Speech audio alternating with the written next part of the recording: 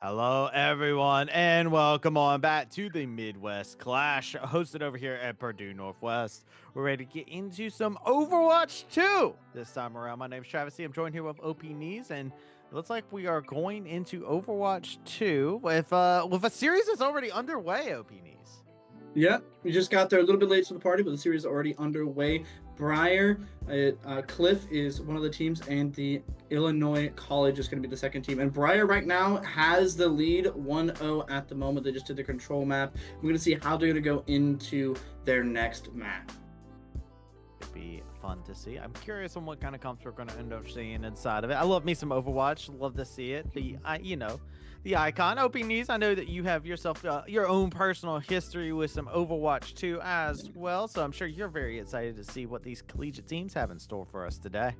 I love competitive Overwatch. First competitive game I started playing, I still can't get off of it. I'm hooked to it. I'm addicted to playing Overwatch.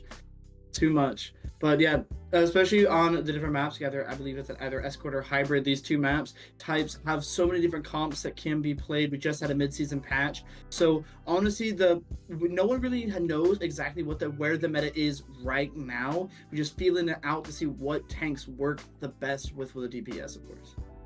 Everybody's doing a little soul searching. That's what I'm hearing right now. Everybody's trying to find out, like, everybody's going back over, like, Roadhog, can I play you again? Is it your time? Is it your time, buddy? Like, oh goodness. Yeah, I feel it. I feel it. It's one of those things where Overwatch 2, especially when you're, like you were talking about, in this soul searching phase, it happens a lot with all the other MOBAs out there, right? Where it's like, oh yeah, you got that one big patch comes through, and it's just like, is your main really your main anymore? Yeah, like which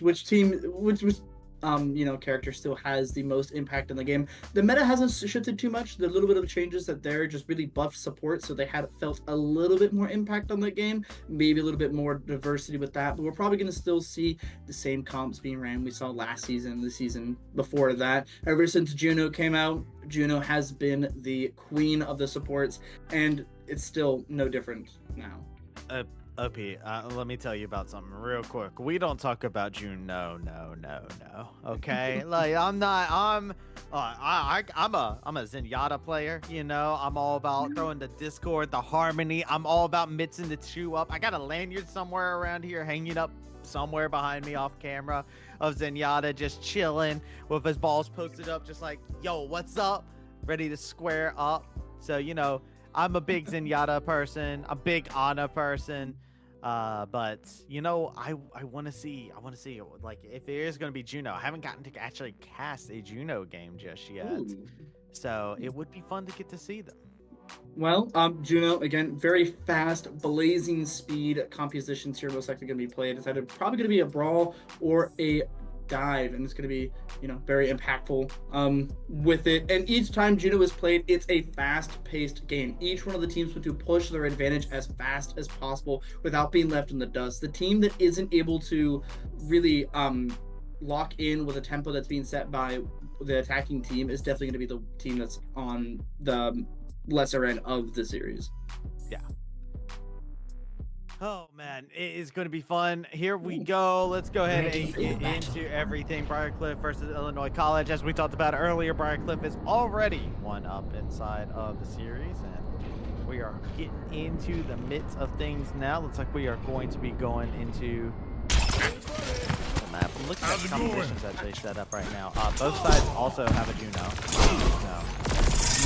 Both sides of the Juno, we see the Mauga being pulled out. Mauga just recently buffed, and also as well, we're going to probably see a Genji from the side of Briarcliff. Pretty default comp here. He's going to be using this Mauga brawl dive hybrid here.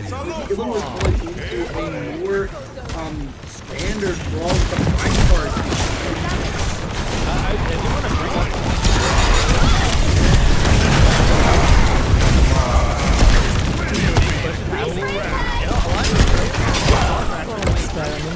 Valorant matchup as well. Tony Boy, Bunny, Natty Bean, Ruin. These are all players that were inside of that Valorant team as well. So you gotta look over to them and be like, oh man, the Valorant player is pulling in that double duty, showing that they can play any of the FPSs. Yeah, but Overwatch, not more than aim than Valorant. A lot more utility usage to be played here. And we see just there with that first fight, they definitely were a little bit out of space there as the Mauga brawled too much. They rolled in right into a Mauga and taken down immediately. The Mauga is going to continue to keep going on forward. Some things that just never change, and this guy goes in, man. He gets right up in there, and you can check it out again. She's going ahead and just sliding into the back end of that fight, doing the damage as needed. Briarcliff feels like they are in complete control of how they just push in so quickly. And seeing here as well, the ultimates aren't even built up on either side. The first ultimate we're going to be seeing here is probably going to be coming from the Venture or the Moira. But really, neither of these teams have even built up the ultimates yet. And already, we're on to the last clash point here that, you know, usually you're just going to get one tick here without using any ultimates. We're going to see how Briarcliff's going to use it to Sigma. Falling so low already, falling down the 1 HP, and the Juno falling low as well. And that's going to be Briarcliff just going to run them down with another 5k team wipe. But it could be a take the point without it even being unlocked yet. Yeah, no, they're just immediately assert dominance. Then get the control over it. And the big thing to take note of, as you can see, even over here on the side, we're trying to get some pressure going in. They're not able to push in effectively. They're not able to follow up on the signature because they're just pushing past you, man. The Genji also pulled as well, getting a two-piece there as the Mauga takes even more, and that's going to be the second point capped here. Usually you never see the last point of Clash being capped, but Briarcliff are going to stop Illinois from even trying to play the second map, and in a blink of an eye, you're going to see Briarcliff win map number 2 in this series. Is. That's exactly what you wanted to be able to see inside of it. Just immediate, just a quick and easy game, it feels like, for him. Play the game coming out, of course. But honestly, you blink and you miss it kind of moment. They just went through it. There was no need to make this game last any longer than it had to. Briarcliff just came out on top. Their teamwork was absolutely instrumental there. I mean, we saw them all playing off each other. The Malga went in, and the DPS were able to take so many different angles that Illinois were just overwhelmed. There's nothing to look at. They took so much damage so quickly that supports couldn't even heal them with that blazing speed from Juno. Just to see that with this Malga comp, they're gonna go fast and faster and faster. And with the Malga buffs increasing the movement speed of his charge, he's gonna be unstoppable.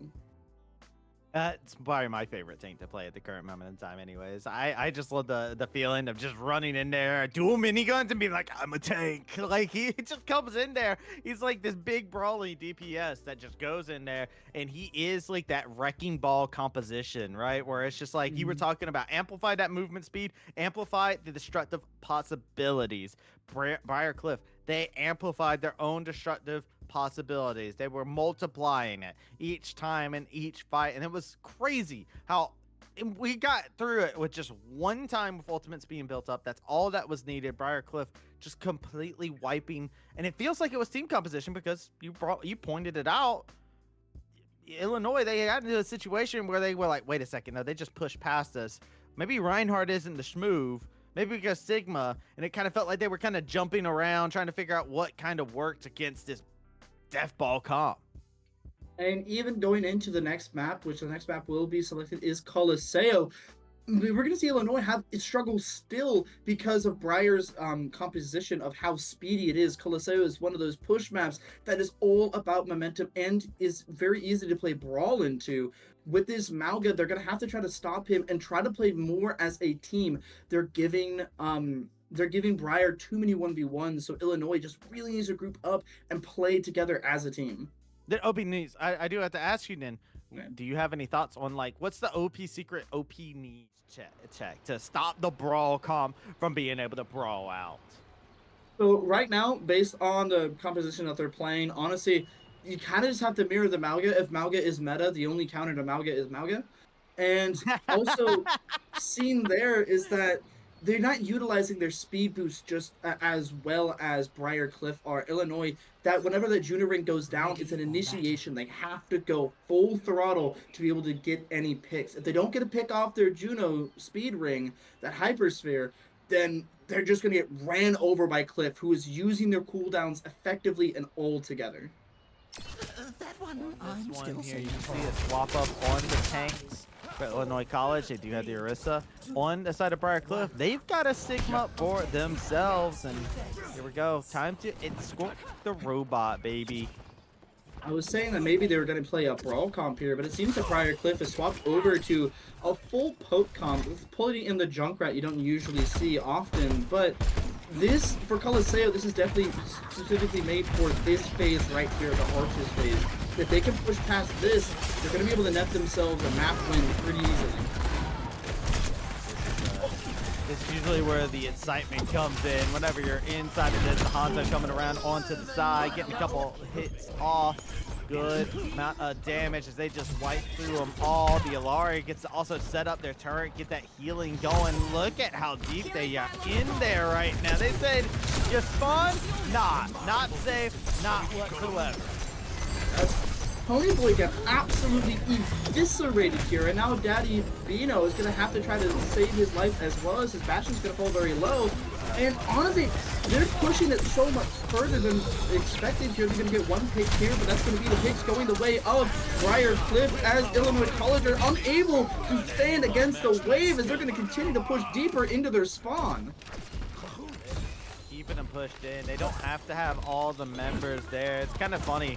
The Alaria, if they really wanted to, they can just kind of sit back up there. They got the healing turret. Only one person's actually pushing the point at the current moment in time, and I do believe that is just the Baptiste who's over there, just chilling, hanging out like, yeah guys, I got the point, don't worry, just me. It's just solo getting pushed at the current moment in time because they cannot get out.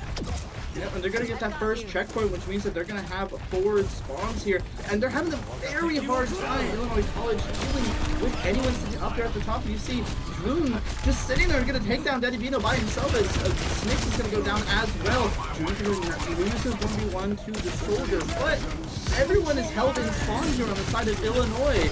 And that lift is going to really be the cherry on top. He's going to pick down Booty. And the Sigma is on a tear, taking down the rest, hitting that rock. But going to be the captive son is going to be eaten by Pony Boy. Yeah, nope, absolutely. But you can see the Sigma just absolutely lobbing out balls, constantly laying in the hurt. You can see it on the back end. The fight turret's been put out. They're going to have some nice healing. Is in a really good position right there to make sure it's constantly giving out healing. This is one last defense, but it's not going to be enough. A quick dub for Briarcliff. Yep, Briarcliff. I don't know how fast the first map was, but if this is any tell, they were speed round. They really want to get through this round as quick as they possibly can and continue into the playoffs. Now, that's going to be a 3-0 there from Briarcliff, who just secured their to go to the next spot within the playoffs. And that's just an absolute steamroll. Illinois College, I believe, kind of just got gapped. No, I mean, it's very fair to say because of the fact that it is the first round too, right? Like, if depending on how the seeding goes, we don't have the information on the seeding right here in front of us or how their seeding stage had gone. But you look at Illinois College inside of that game, right? And I talked about it a little bit. Some of those players also were playing inside of Illinois' Valorant team, right? I saw Daddy Bean. I saw you. I knew you. But we had a couple different members from the Valorant squad, and you brought it up. Valo and Overwatch, while the key concept is if you aim good, you get good. There's utility, there's abilities, that's the key thing that changes up from a hero shooter, where Valorant focuses more on the gameplay, the gunplay aspect of a hero shooter aspect, right? With the CS:GO elements. You look over, see Overwatch, and it's like, all right, what does your character do? What is their unique fascination? What's their unique machinations, right? So I really appreciate the fact that we got to see them come out, but I appreciate seeing Briarcliff just show us that they know a masterclass when it comes down to Overwatch 2. Definitely. Briarcliff are going to be an absolute unit here in the playoffs. So that was the first round. Probably looking at the first seed there if I had to put my bets on anything. Briarcliff showing that they know how their comp is supposed to work. So many angles being taken there on that poke comp, able to isolate targets and focus them down. And that teamwork and really just fundamental understanding of the game is going to take them far. Absolutely. But hey, look, that's only our first series of the day. We're going to take ourselves a short little break, and when we come back, we've got ourselves another Overwatch series coming your way, so make sure you do not touch that browser as we will be right back.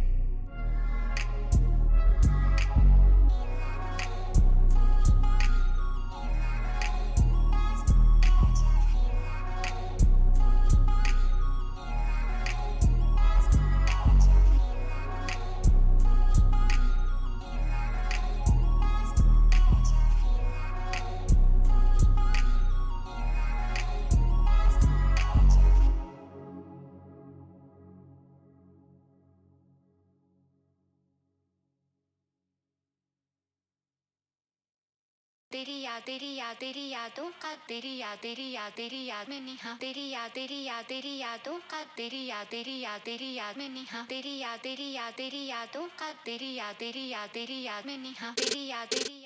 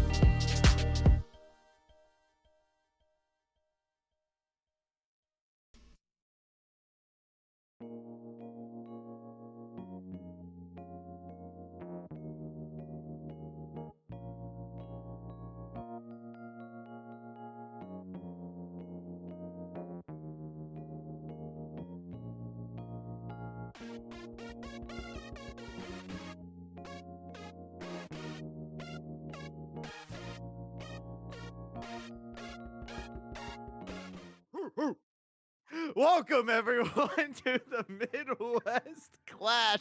I don't know if y'all heard what was going on beforehand. We were getting ourselves amped up. We're getting ourselves ready to go for some Overwatch 2. Because let me tell you guys, I'm gonna tell you guys real quick. Hold on, one moment. OP needs. I don't know if you need this about me. I've been over here. I've been giving names to objects around my room. I've been painting objects, faces onto them, calling them Wilson 1, Wilson 2, Wilson 3. They've been talking back to me. They've all been craving some more Overwatch 2 action. And we have been going through a little bit of a drought because Briarcliff decided they wanted to eat or something like that. They were crazy inside their series, man. They wanted to eat? Come on, man. You have Overwatch to play. You can eat when the day is done. When you're done with playing Overwatch 2, then you can eat. Motto I live by. So I don't know. I'm excited to watch more. I believe it's going to be Cornell versus Indiana in this next round, and I don't know. I'm excited to see it. Love watching Overwatch. You know, we saw a very fast series with Briarcliff versus Illinois. So now we're going to see how the third and second seed are going to play against each other. Yeah, it was like we were talking about memes earlier on in the day. It was very much so akin to the, you want to see me do it again? Like, meme, it was so fast. Blink and you miss it. That's how quick it was. But now, like you were talking about, it's Indiana University taking on Cornell College. And if we would like to take a moment, we can look at the graphic that we have on what exactly our bracket state is looking like.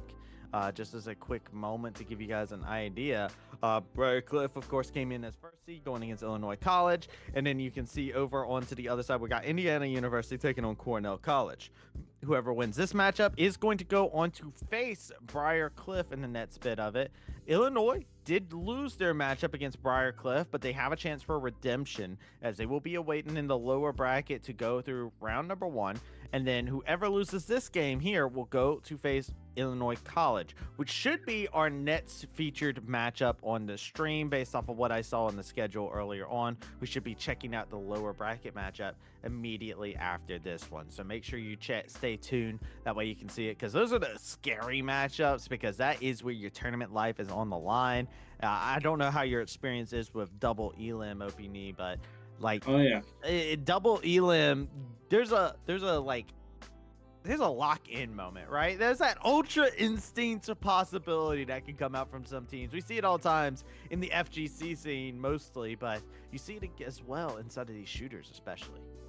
Definitely. Diamonds are made under pressure. We definitely see a lot of people, they start to lock in, they focus up and get as, locked in as they possibly can in those loser brackets, trying to fight their way, and sometimes even get an upset with the people who are the favorite here. And I definitely say the favored person here is going to be Briarcliff. So whoever's going to go into the losers round is definitely going to have a lot to fight for, as we saw Briarcliff just absolutely dominating. Yes.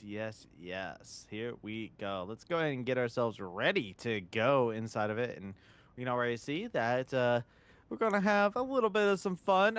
You were talking about the best way to counter our little Moana mascot is to make sure to pick him yourself.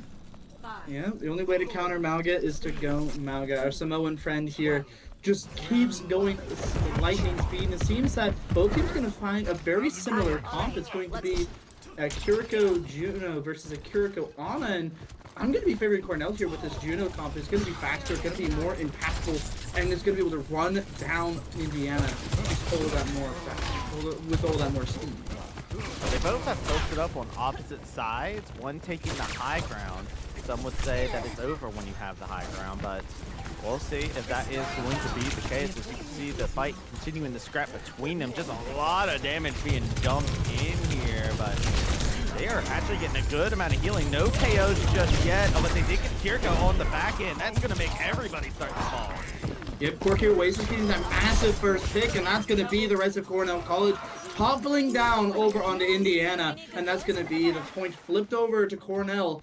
Cornell looking great at this first point. Honestly, this is one of those points I feel like I favor getting control over this so quick and early, because just because the fact it is such a good defensive point to hold. It makes it so much easier. You can even see they're trying to isolate to get a pick off, but the Genji can't solidify a kill. No assassination to happen. Nope, and now we're gonna see it's gonna be the Malga falling dangerously low here, has to use his cardiac overdrive, and that's gonna make the mischief have to back up as well. But again, Cornell College has control of the point here. Is now doing new damage here. It's gonna be Clova in a good position, but Corsair Oasis getting the first pick again.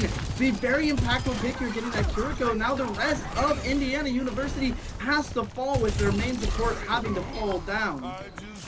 Cornell College, just complete control. You were talking about it, the Juno comp. They're trying to favor. Indiana's trying to go for more of that healing, right? They got a little bit more of that skill play with the Genji to Ash being your two main DPSs to go alongside with it. You got you got burst healing, you got sustained healing, but yeah, I feel like that movement speed is really showing its effect here as we see yet again they're going for a major push.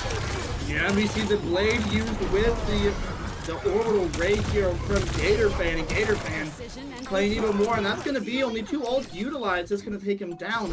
Now, again, Cornell College, this is last fight territory. Indiana University only has 2 ults online. They're going to have to use a lot of them to even have an attempt at taking this point, but Archie is not going to let him come. Cage is going to go down. The cage match, DNAP is trying to get more. He's going to get 2, and that was actually going to give Indiana University, and they're going to leave. You pop the Kitsune and the Bob. Absolutely massive, but that is a team kill to turn things around. They got in a little bit too deep, and I think the key moment inside of that, honestly, was just the fact that cage match didn't get really anybody except for the Ana. They didn't get anybody important into it. Now they're stuck into a situation where they have to get back into this. They were at 99%. They got 99%. And now they're trying to push it one more time. The cage match was thrown out for this time. They're getting a little booby trap of their own. They're trying to run on out.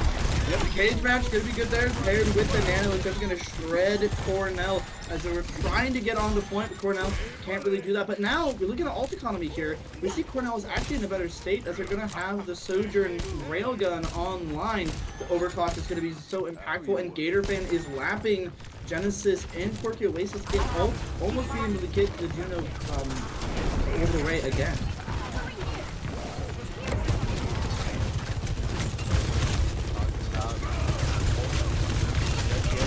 This ends now. Here we go. Go ahead and start blasting. And they're just popping in. Shot after shot, man. They're going to be able to find 2 pieces with that ultimate, and you can see that gets in there and tears them down. Yeah, really good peel there from the supports as well. Going to take him down. Now it's going to be 99% on Cornell. And that's going to be the supports. Going to be able to bring it home. Getting the picks that matter the most right there at the end. Really good play there from Cornell. Being able to recuperate after losing the point. Utilize their advantage and get themselves the first point of this map. Glory, glory over to Cornell College. They are able to find their solution inside that first round. Now it's time for the second round inside of this map as it's another one of those ones. Honestly, I like this one as well in terms of one that you're able to hold, but there's a lot more different vantage points to actually take from. If you're able to get through that one little choke at the very beginning, the map opens up for multiple pathways to be able to attack. It definitely does, especially if you are going to be pull a dive comp. This usually is a comp to do. The main stake of this map is going to be high ground control. Whichever team controls the high ground controls the point. So definitely they're both going to be fighting for it here. We're going to see Indiana with a little bit more divey comp, so they're going to utilize it a little bit less, but they need to clear it so Clova doesn't destroy their team. Same competition. They said what we did last time. Got tore up, but look at all that healing, man. Yeah, using that cardiac overdrive is going to be able to heal up perfectly fine, and that's actually going to be the point going away of Cornell right now. Is going to be able to flip off, and that's going to be the Ana getting taken down by Clova. Going to have a perfect angle and really take him down. Zaki trying to get a little bit, but it's not going to work, and that's going to be Cornell getting a team wipe with no ults having to be used. Solid work. Great stuff coming about as the team kill comes through, and And oh man, they are putting in a clinic yet again. Cornell College getting their first little stepping stone onto the point itself. See if they'll be able to get that more damage for themselves. Indiana did have a switch, by the way. Zach swapped off of the Tracer. He's choosing for Cassidy instead. If you will bump out a lot more damage, we may be exposed to so many angles here. The Sojourn has to be dealt with. Colva is going to walk away, but that's going to be the Juno speed ring, and that's going to be Colva taking down Zach. Now there's going to be the rest of Cornell running on in. Oh my and that's God! And he's flying in the air. Just absolute carnage. Go! Who's playing with the bodies at the floor right now? Because Cornell College is feeling that groove right now. They are just pushing through. The bodies are flying in a single direction, and they're pushing it back into their own spawn. They've got ultimate abilities for themselves as well. They can pop them at any moment in time. They're getting the heals, the heal, and they're just completely brutalizing them on their front steps. Yep, Zach tried to swap again. That means he doesn't have his ult online. It's going to be 4 ults versus 5. Cornell College has the advantage here with 75% left on the point. It's last fight territory for Indiana University. They have to get in here and they have to tap the point, or that's going to be half one drop. Easy. Cage match looking to break him in as well. You gotta watch out, man. They're gonna go ahead and throw it on out. There is the trappage. They're calling in all the ults, all the shots. Everybody's getting sliced and diced to pieces. It's a team kill. That was going to be a Nano Blade getting completely canceled out by that Juno and Cage fight. And that's going to be Cornell College getting map 1 in this best of 3 series. That is Cornell College coming up and reigning supreme inside the matchup. You can see Mischius on that Genji. Go ahead and hit him up with the blade. Yep, this makes a lot of sense. This was a big moment and a big way for Cornell when they were just able to wipe through an entire squad.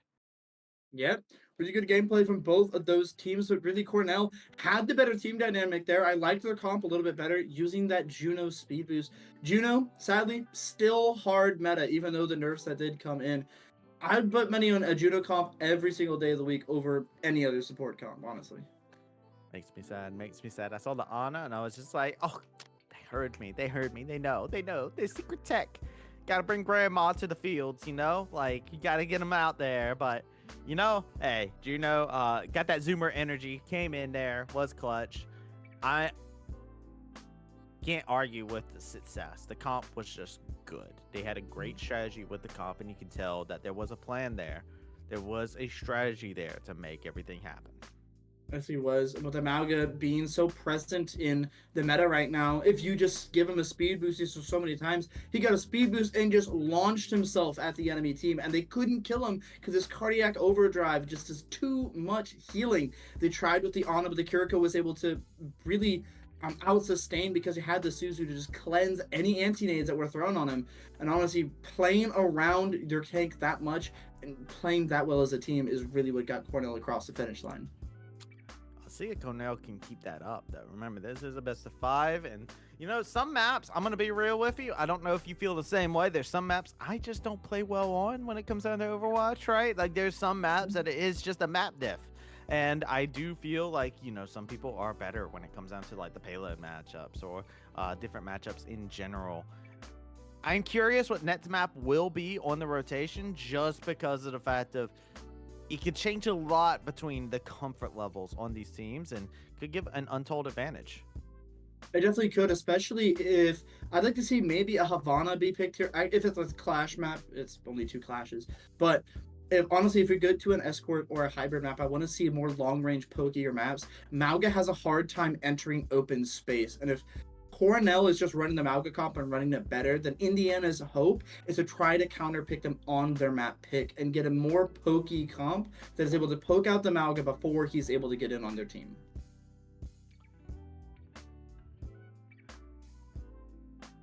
All I got to say, double miniguns is way too OP of a concept. And I do think like it is such a hard task sometimes whenever like you're looking at a character like Margot, where it's like he has so many things for pushing people down, and there's so many supports out there that are so good at empowering you, right? Like we even saw it on the opposite composition with the Ana with the nano boosted cage match, right? Like you can make it a handicap match inside the cage match. It doesn't matter when he's nano boosted like that. Hey, it's no holds barred in that situation. Everything is legal. He'll hit you with whatever he got, and it's going to hit a truck ton more than what you got. So I do think we're in this interesting meta, like you were just talking about, where it's like you have like a designated tank where it feels like Margo's kind of just like heads and shoulders above the rest, right? But then you look over and you're like, all right, supports. You got Juno, and what kind of combination would you want? So far, we've seen a lot of people just pick up Kiriko because Kiriko is somebody who gives healing, is able to give supportive damage, right? Is able to give that damage boost, right? Can affect the Moga like just that little bit more. I think the DPS I feel like has been where we've seen the most interesting shifts, right? Where we've seen like some Cassidy's. Genji has always been there in the past couple matchups we've covered, but we even saw like a Junkrat earlier on in like more of a poke composition. So it does feel like people are playing around a little bit more with DPS. That's where we're seeing that change come about, as we are seeing a little bit of change from Indiana, as we will have a Widowmaker locked in for Zach and that Reinhardt, as well as a Juno of their own. Currently in the meta right now, Widowmaker is very, very strong. Teams are playing her all the time, and if you ever play comp, you'll know the pain. There's always an enemy Widowmaker, and if you don't have a Widowmaker that's competent, it's kind of hard to even win that game. So that's usually why this Genji is being run. Genji is a soft counter to Widowmaker, forcing her to play even further back than she normally would. So honestly, we're going to see mischiefs really going to be impactful here, stopping Zach being able to play the game more or less. Going into our second map here. A classic for a lot out there. Good old King's Row. As you can already see, getting that high ground, getting a little tap in on the back head of the Reinhardt. Oh my goodness. Stop hammer time, baby. That was a room that felt good to sling in. Oh yeah, he's able to get that pick early on, and that's going to be great. Now there's going to be more picks going the way of Indiana University as they're holding strong. The Reinhardt, though, is falling a little bit low, so you have to be careful here. And Zach is on fire. He's going to burn to death. Archie has the fire on him. He's going to burn to death. Zach unable to escape with his life. And now what looks to be in Indiana's favor is now in Cornell's favor. That's going to be Mischief getting pinned. We're trying to turn the favor here, but Archie with the mount is stopping the Reinhardt from being able to progress. And it's going to be able to do so much damage to him before he's going to get pushed back. So much work inside of it. Over here, you got the Kiriko ult coming in. Gates have been dropped. It's time to go ahead and say a quick prayer, but not for them. Two members from Indiana get dropped as a result. They tried to push in, but it wasn't enough. The payload that ran out of the garage. Indiana's Reinhardt was also shattered that fight as well. It was a shatter and a Kazune, and they get absolutely no value with them. This is detrimental to their ult economy, as Cornell hasn't even used one ult and have capped the point.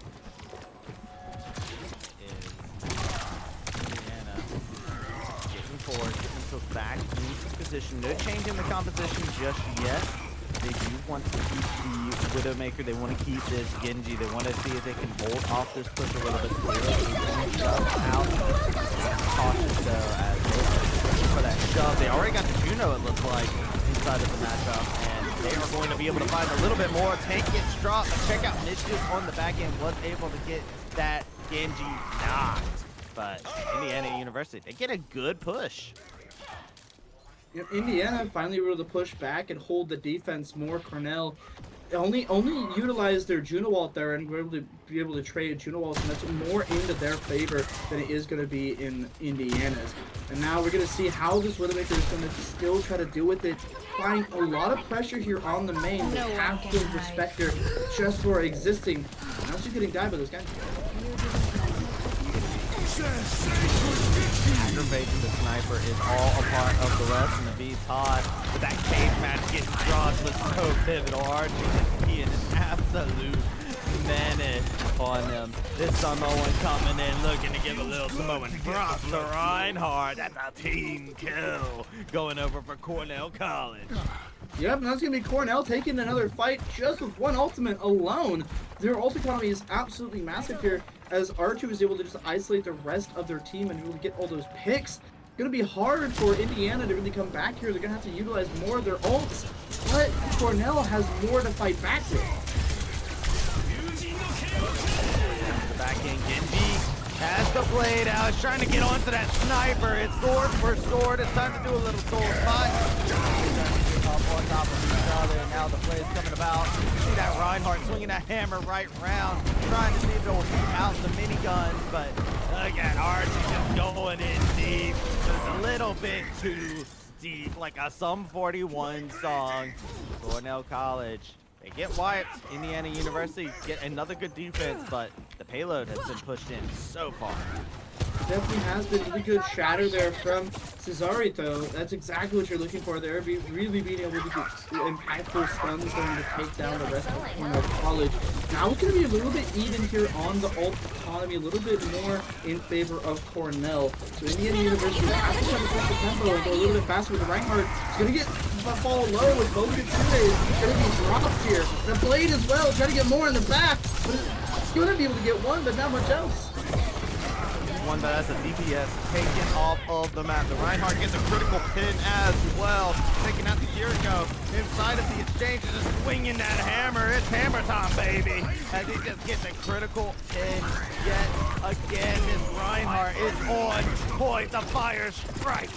And it finds its mark. Again, trying to be able to get in there, but the hammer could possibly beat out on the sword. You don't want to exchange inside that fight. Trying to throw a couple dirty tosses, trying to get a couple dashes in there, trying to get a limb on the way out. The Reinhardt falls. The Reinhardt, as he's falling, shatters, and that's going to be a three-man shatter down onto the point, and that's going to be Indiana holding on just barely. It was looking so dire, but the tank, the Reinhardt, clutched it out, was able to get so many impactful picks, especially onto the Malga, and that's going to be Indiana holding on even longer, whittling down the time bank for Cornell. Interesting shift about that did happen while this all went about, though, is Zach swapped off a Widowmaker. Number Widowmaker to start the matchup. He is going to be on that Reaper instead, so a switch around into forcing a little bit more of that closer range. They don't have any real range from the Widowmaker, so it's not really working out. A lot of damage onto the Cornell side. That cage fight is just so impactful. Zach trying to turn it, though, is going to get a pick, and that's going to be getting another one. Kolba trying to get even more here, but the tank is just going to be running it down, and that's going to be another hold here for Indiana as Quirky Oasis has to drop back. Yo, is there a Reinhardt on the same level as Cesardo? Like, they have just been so on point on this grind in the meta. We're talking about, maybe there's just one tank that stands true over another. They just turn around and say, hey, watch this. Check out my Reinhardt. It's as clean as going in with this blade. He's going to get one. He's really trying to get the other. He's going to try, but he's not going to get anything. The Reaper Blossom tries to get one. It's going to be the Reinhardt taking him down as well. Quirky Oasis gets a pick onto Zach, stopping him. But that's going to be Indiana University holding second point as Cornell is going to get stopped. Right there, right on the edge of getting onto that third point there to start their trail over there. They have quite a hard task against them at this moment in time. I'm curious, Indiana College, I wonder what is going to be the composition they're going to choose as they take their turn onto offense, if they're going to choose for that Reinhardt as well, or if Cornell might even change some stuff up to say, all right, you know what, that Reinhardt was kind of clean. Let me show you what my Reinhardt's about. I want to see if Archie has someone else ready in store on defense for Kings Row. We definitely could see more Reinhardt here. Reinhardt has been slowly working his way back into the meta, but really it's just team play with the Reinhardt. If you have a good Reinhardt and a good backup line with him, it's just going to be great along that. And we see everyone is putting their resources towards the Reinhardt, helping him get all those elims, and that's exactly why he's been so impactful. Terrence speaks so many different languages. I've decided to Go. learn them all. And Archie is sticking with the same idea. Both sides sticking with the same idea, but a little bit of a swap around. We do see Genesis going for the Baptiste, right? We do see that on the other side that Cornell's staying with the same exact composition on defense. 5, 4. I mean, on defense, it's going to be a little bit better because their Genji's able to find more off angles to really hinder the backline of Indiana here. But we see Zach trying to get an early pick on the Widowmaker to see what he can do. He's going to get called out. It's going to be the rest of the team's not peeking him.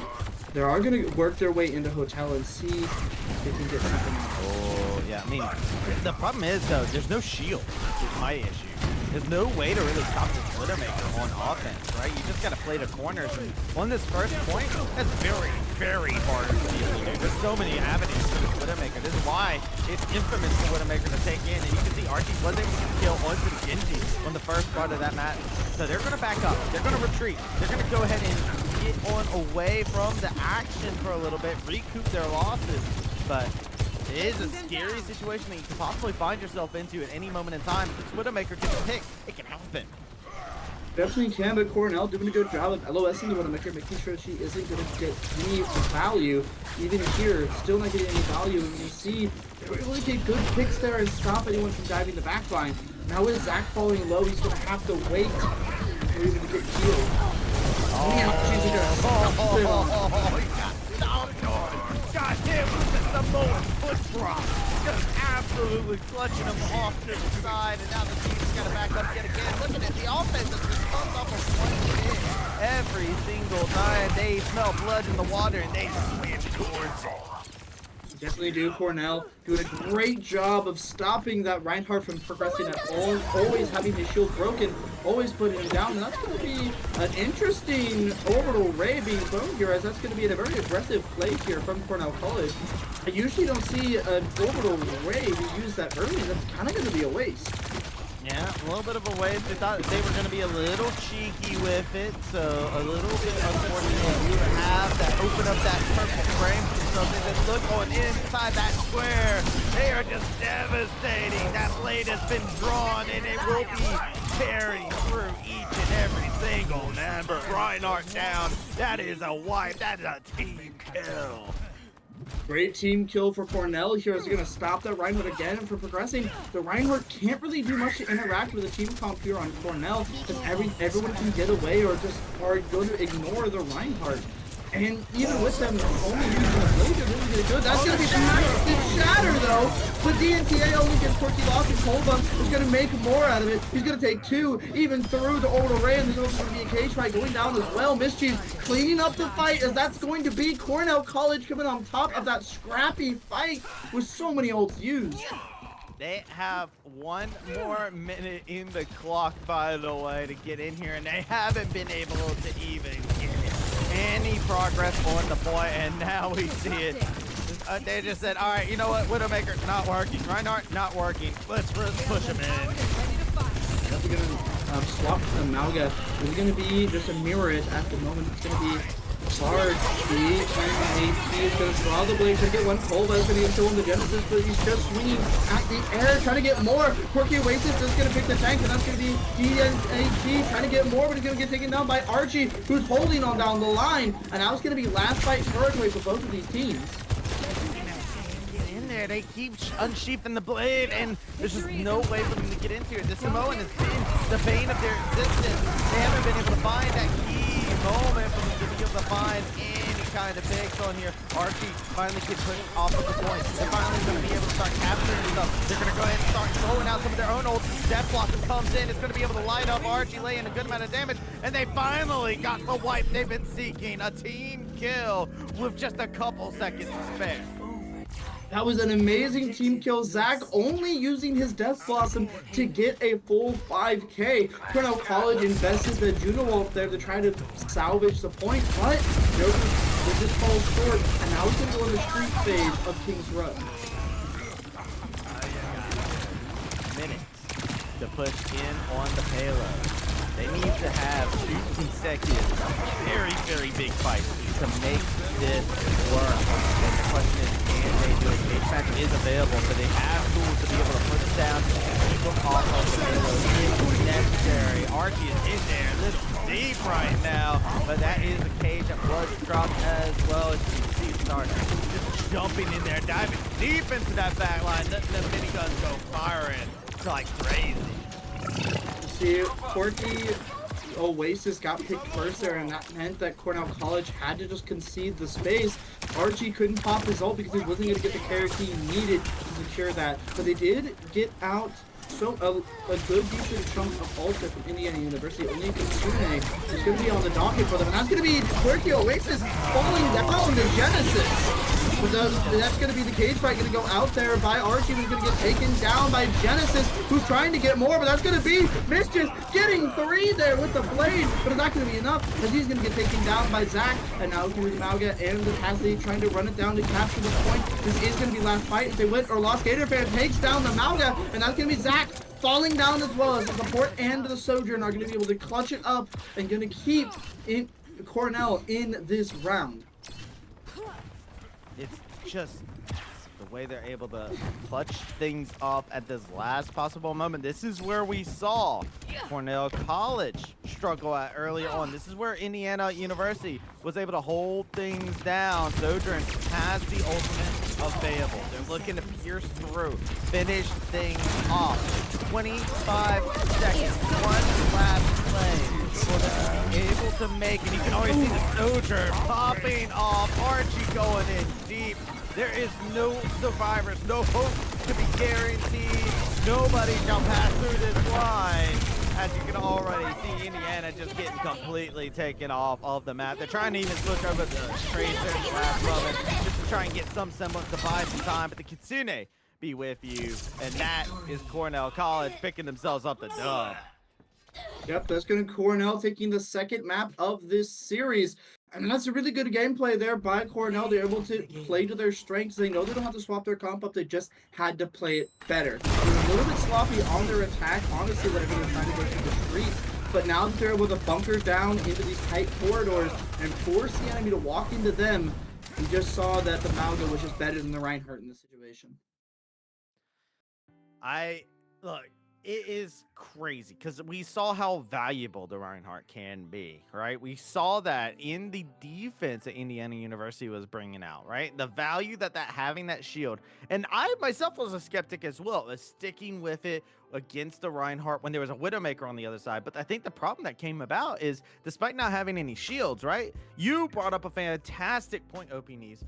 Go, LOS is a thing. They made sure to just peek around the corner. The moment that the Widowmaker jumped in to actually get LOS on the point, they dove the Widowmaker on an instant. It was crazy actually how fast they pulled the trigger the moment they picked up the Widowmaker. And I don't know if it was just a communication diff in regards to it or what, but they were constantly just like the moment that they held back and they saw that Widowmaker peek through, Widowmaker never got a kill and never was able to make anything surmountable happen.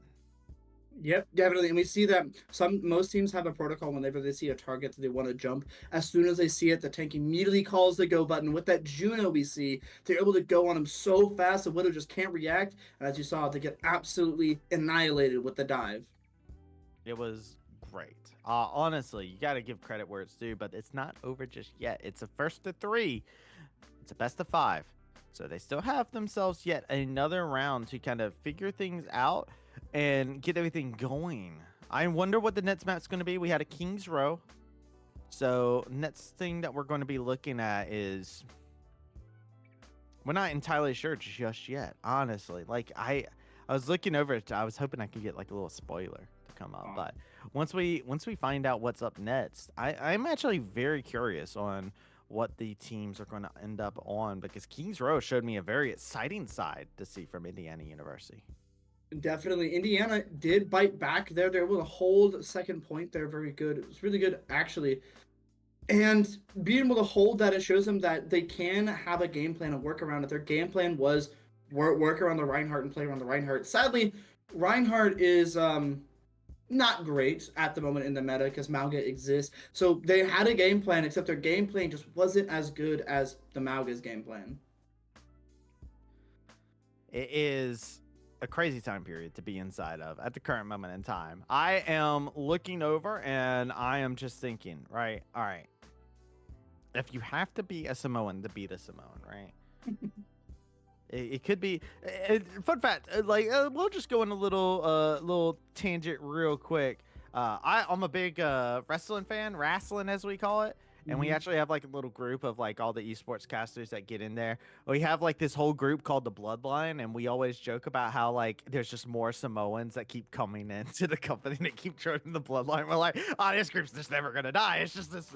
We got a Samoan dynasty in here, and I'm like, I feel the same way. I'm like, man, we're just a part of the Bloodline. You know, if we ever had like a WWE collab, I want a Roman Reigns guy. Like I just want him to be able to like point up to the sky just like he does, because he seems like he's undeniable. Because even like back on release, right, this is a character that I feel like has always had his impact, especially in these comps like you were talking about, like where they're able to just push in, they can buff up, and then you just kind of pick your DPSs around what fits the map the best. It's not about what fits the situation the best, it's what's best on this map. It definitely is, and this map is going to be Suravasa. We have a flashpoint for a match point here. Cornell College going to be looking to close out this best of 3 series, and it's going to be the same comp that they've been running. If it ain't broke, don't fix it. Indiana University also flexing over to the Reinhardt to that because that was their best success at the moment. Okay, I mean, I get it 100%. The May is an interesting one to actually see as an answer from you already know Cornell College, they looking like one tricks right now. They said they don't need to adapt, they don't need to change. Well, what they are their strongest possible form already. They don't need to change anything. Especially with the Reinhardt falling solo already. He peeks for an instant. His shield is immediately exploded by this Malga. He's trying to get some swings off, and then can't really get anything as well. Demay trying to get a wall off. He's got a wall off a little bit of his teammate, but he can't really get any purchase as Skaterfan's going to fall very low, but it's still going to be alive. The headshot onto the Sojourn. That's going to be Cornell College again, just being able to get onto the point and cap it first. Yeah, check it out on the side. You got Vicious over on the side. He's doing a great job with the denial on the May wall, but yo, look, that got the kill on the Arch. That is big down. Cornell College has lost their tank in the May separation strategy to separate all the pieces that are empowering this tank. This feeds the bow and meatball. They say, yo, no more of that. No more of that. Let's get rid of the pieces that make you feel so strong, and let's see how tough you really are. Yep, that's exactly what you want to do. The May, very good. That Ice Wall's going to stop them out, getting able to end in onto the team. And Archie oversteps his welcome. He's going to get absolutely shredded by DNAT. And that's going to be Indiana University looking strong on this Rhine comp. Such good work. And this May, I was questioning, like, what's the idea? What's the strategy behind it, right? Zach, who I didn't get to have a phenomenal game on the Widowmaker, got to switch around to Reaper and felt a little bit better. This time around, they're on this May, and they are doming people. Let me just tell you, like, they just needed to get cozy and play some May. Definitely see that. Definitely the coziness on the May pick, hitting those headshots, getting very impactful picks here. And now it's going to be off on the side of Indiana University. College. It's just going to be having to fight back and just try to touch the point.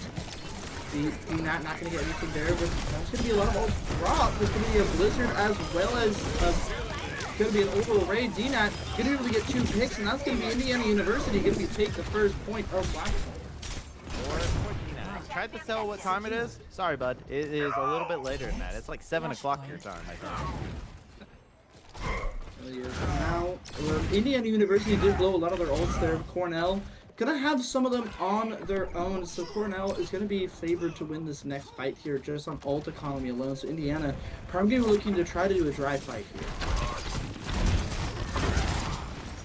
Just does have ultimate. Can't unsheath the blade.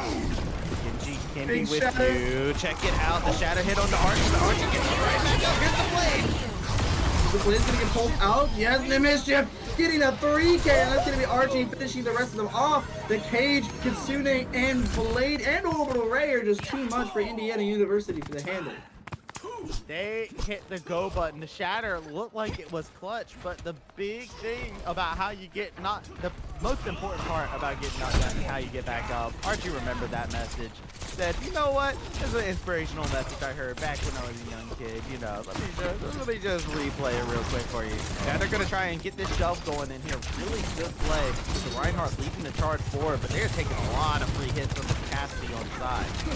Just overstepping himself a little bit there. The other man was gonna fall low. Archie's only a half HP. The wall separating him from his support. So that's gonna be a speed break. Also, Quirky Oasis is gonna fall down as Mischief tries to get the trade, but that's gonna be Indiana University with the Jedi taking down more. Archie gets a pick. I don't think it's gonna be enough as he's gonna fall down as well as his overdrive is not going to be enough healing to sustain him. It's so bad for him. His one true weakness, he doesn't wear a coat. The cold, it bothers him anyways. It's gonna be Zach coming up with a blizzard here. Speaking about cold bothering, they're gonna have to try to find a way to maneuver themselves around these ultimates. As Cornell used them all trying to hold on to the point. Now it's gonna be 20, almost 30% to 80. I thought you were going to bring up the fact that May's ultimate's back up. There's a storm away, and I don't think anybody wants to deal with it. Keep an eye on the Genji. Seeing to be able to possibly get something going to get this May off of it, but this May ultimate has such a huge impact inside of this scenario if they end up getting in a push. But Archie, yet again, blown up on this point. They have found themselves a solution. I'm telling you, man, this May is running wild. Yep, the one counter to Malga is if you CC him, he kind of just dies because he doesn't have that much armor that Reinhardt or Diva has. So whenever he's faced against a hard CC like Shatter, he just gets immediately exploded. And yep, we saw that happen there. Only one ult needed to take that point, and now Cornell have to find a different avenue of how to approach these fights. Reinhardt's been doing a great job with the Shatters. They've been hitting those strikes, making sure to build up their ultimate very swiftly. They've got 3 ultimates for this next point, and 3 of them very pivotal. Got the Kitsune, you've got that Blizzard, you've got so many tools to work with in comparison to the Kitsune almost being built up more quirky, but Gator Fan also has their ultimate available to them, so they're just trying to build up a little bit more of those resources possibly control over that point themselves to stop probably that point is about to unlock. As it is time, it is high noon, and Onat finds themselves a kill onto them as they go ahead and find another one to charge forward, and Archie yet again separated from the entirety of their team. It's a feels bad moment as this Samoan is isolated. Yeah, but that's going to be Indiana University being able to take that with just 2 ultimates. DNAT really big there, be able to really force out positioning with his Deadeye. Didn't get any kills with it, was able to force him all back. And Cornell does have a swap coming in as Kova is going to be swapping off the Sojourn onto the Cassidy. And it's going to be hard for him to approach this. Now with only 2% left, it just goes too fast. You can see the starting of it. Ult for ult is going to have to be used here for them to hold on to this point and take more. Mischief is going to overstep as well to get taken down. The cage fight's not going to be invested. So that's going to be a quick team fight for Indiana University. I'm sorry, I blinked. What happened? Like, what is going on? Indiana University. This is their map. This is their motive. This is their comp. Like, there's so many things. Yeah, go ahead, shoot your little finger gun. Say hello, Nat. You can absolutely say that you are natural. As you have been just popping off inside this game. But the thing that can be said about the main is Blizzard has been called on out there. Able to get the kill on the Mischiefs. And DNAT find one onto the Juno as well. The Shatter comes through. And that is victory for Indiana University as they find a critical victory for themselves. Yep, they must have just scrimmed Saragossa a lot more because they were just so ready for the Flashpoint. Flashpoint is a fast-paced match. Saragossa has so much open space for the Malga to have to traverse. We saw that, and because of that, the Malga was poked out so early that whenever he did engage in the fight, he just got absolutely annihilated. I mean, I think honestly the most pivotal part for that to me is the difference in comp and the difference in strategy on how they dealt with it. I think even that open space, you have a very valuable point with that open space. I also think combination with that May, right? Like that May just walling off. We saw that wall be used only after Archie engaged. Nobody followed up. The Genji would have to climb over the wall or find a back way to get into the fight, and the supports weren't able to go in and assist. They couldn't find a part to get to where the Maga was. They couldn't get any healing. They couldn't give him any peels. They couldn't give him any kind of assistance. They couldn't empower this tank. And that's the thing. When you got a wrecking ball, what good is a wrecking ball when you detach the chain that swings it? That is true. The May able to really close it off. That's why May is ran so often within Rhine comps. The Rhine really needs close quarter combat, and Amalga really needs his supports to be able to sustain him.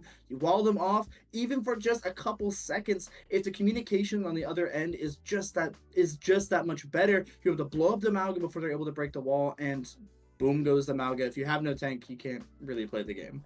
Yeah, no, when you don't have your tank, right? Like tanks are just so important in Overwatch. We've known that. We've been talking about that since Overwatch 1, how important tanks are. That's the reason why they tried to make it only one tank in Overwatch 2, right? Like they were like, all right, yeah, maybe tanks are kind of cracked. Okay, you know what? Go ahead. Here's just one. And what the end result has been these tanks being so powerful, and a lot of your team play has turned into, how can we deny the tank? How can we stop a tank from entry? How can we stop a tank from enabling? How can we stop a tank from being the wall? How can we stop the tank from protecting? How can we stop the tank from doing this? That is a common question I feel like every competitive Overwatch player has whenever they're like formulating, how do I want to approach this next team fight? It always starts with, well, what's the tank doing, right? Even if it's somebody as chaotic like as a Winston who's just jumping around like crazy, people are like, all right, there's a Winston going absolute ape in the back line. I'm going after the carries. Let's go. Yeah, definitely. Overwatch is definitely a way of countering. It's a good game of checkers and chess, of how you can counter the other tank and the tank can counter you, and how both of them work. And honestly, both these teams have been doing a great job. Cornell still leading the series with one more map than Indiana has, and Indiana has to claw their way back down the deficit. They're going to have to reverse sweep Cornell if they're going to keep in this series.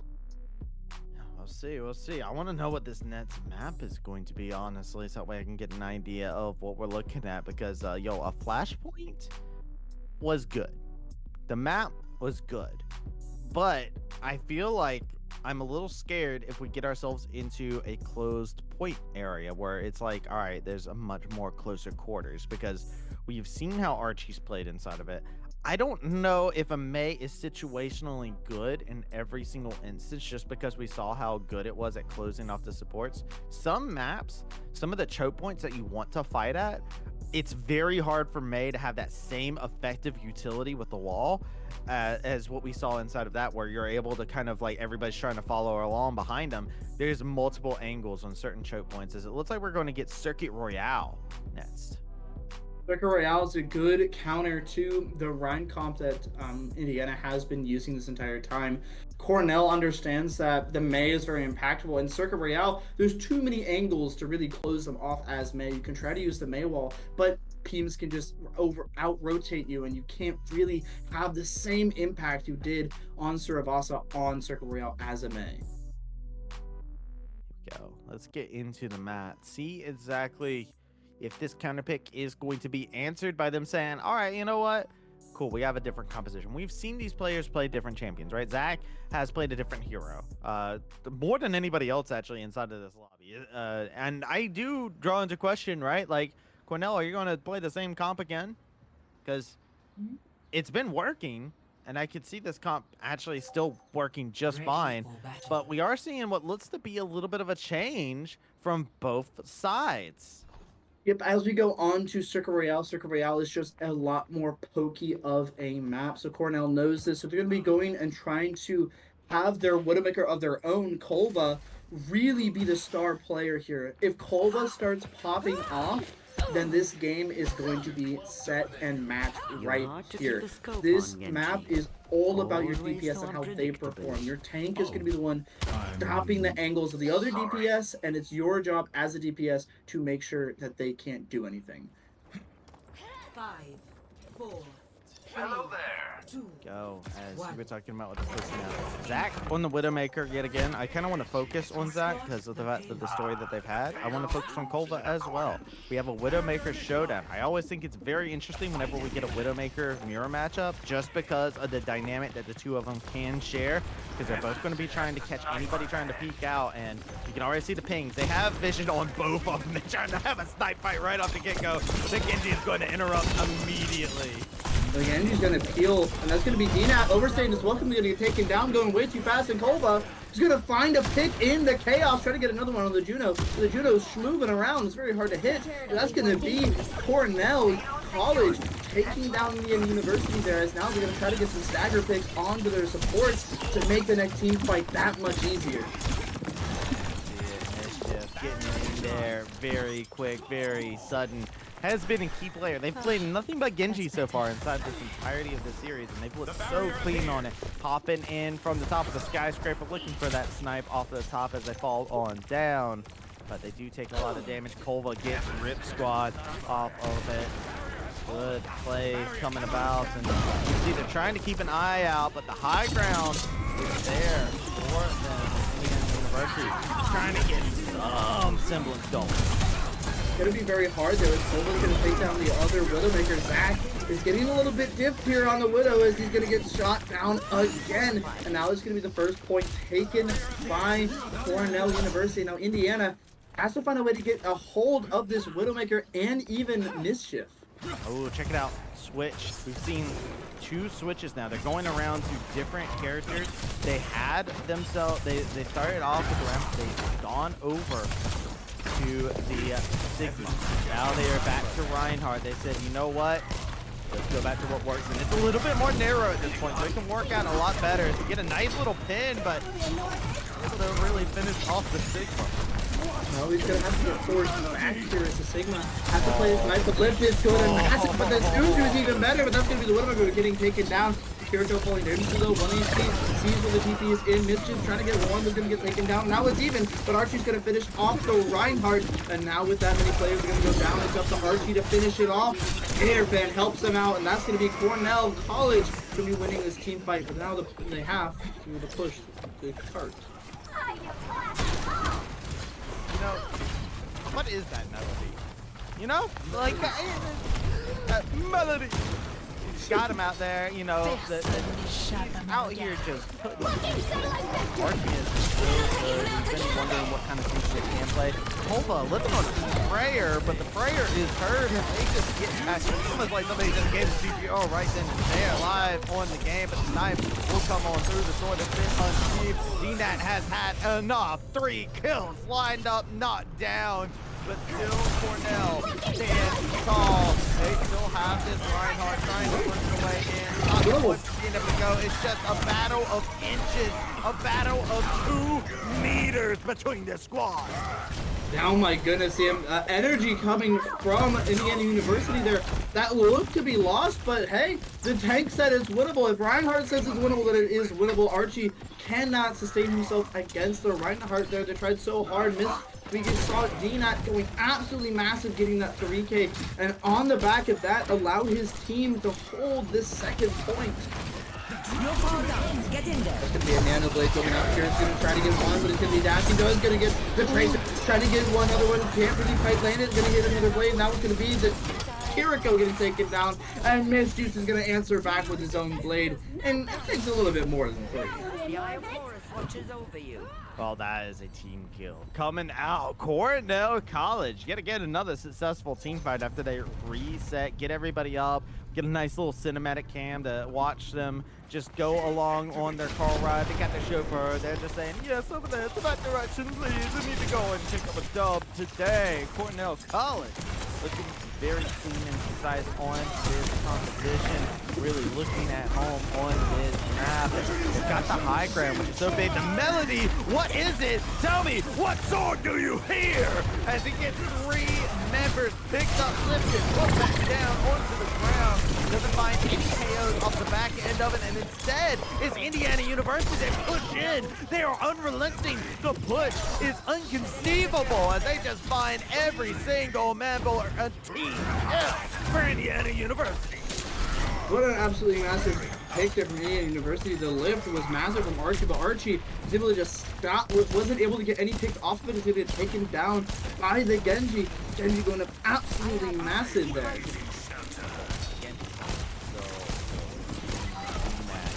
Such a good Genji. There's a reason why the team has such faith in them. Quirky trying to get a little bit of healing over. Archie did swap over to enough of this. Enough. The melody, I'm tired of it. No more. They haven't heard enough inside their head. They want to hear something a little bit better for themselves. Please do not come after them with the fan. But there's the pin in behind the ice wall. The May pick coming in from Zach Bunny. They had enough of the Widowmaker. They said it's time for me to bring out the Queen of Ice. They're looking to bring it out, the cozy pick. And this is exactly to Indiana's strength. This is such a good area for the May Ryan to really be able to choke out some of these choke points. Yep, the main Ryan, I didn't think it was going to work here on Circuit Boy Al, but they're able to close out the angles that any of them they're able to get by playing on this high ground. And it's just so impactful. As you saw, the tank, the Reinhardt, get 4 kills last fight. And now they have the ultimate here. The Blizzard being dropped right at Archie's feet. But he's going to get, not going to get frozen up. The Volvo's going to get a take off the Rip Squad. All the shatter. Here, though, is going to put one down to the floor, but it's going to be the Orbital Ray keeping them sustained. Mischief is going to get another pick in the back, and that's going to be the Reinhardt having to push back. And the Nano is going to get used on the Archie, who's going to be running them down, trying to get a pick. On pressing forward, Kirky gets the kill. Their own Zach the Pony is off of the map. They're trying to defend as quickly as they can. They're getting put into the fight cage for themselves as they Archie pressing that W key. He only marches forward. It's the only direction he knows. The Reinhardt is trapped inside a corner. Baby has been put inside the corner. The tank has been pushed out of the matchup. They got some healing. One last possible push to come out. Check out Anna on the back end. Rose in the fire off. A couple shots with the sword has been unsheathed as it's high noon for Kolba. Finding 2 consecutive picks off the back end of the fight. The Reinhardt showing that the hammer is mightier than the sword, and they're just continuing to lay in the work. But with Indiana University, Zach the Pony can't get in time. They tried to switch the Tracer, but Cornell College, they finish off round 1 in the matchup. Cornell fought tooth and nail for that final push. Only the supports living the fight, going to be able to get that last pick that they needed, and just in the nick of time as the rest of Indiana University were on respawn and coming back. Cornell could not have asked for a better support lineup. Absolutely being able to clutch up in those very, very needed moments.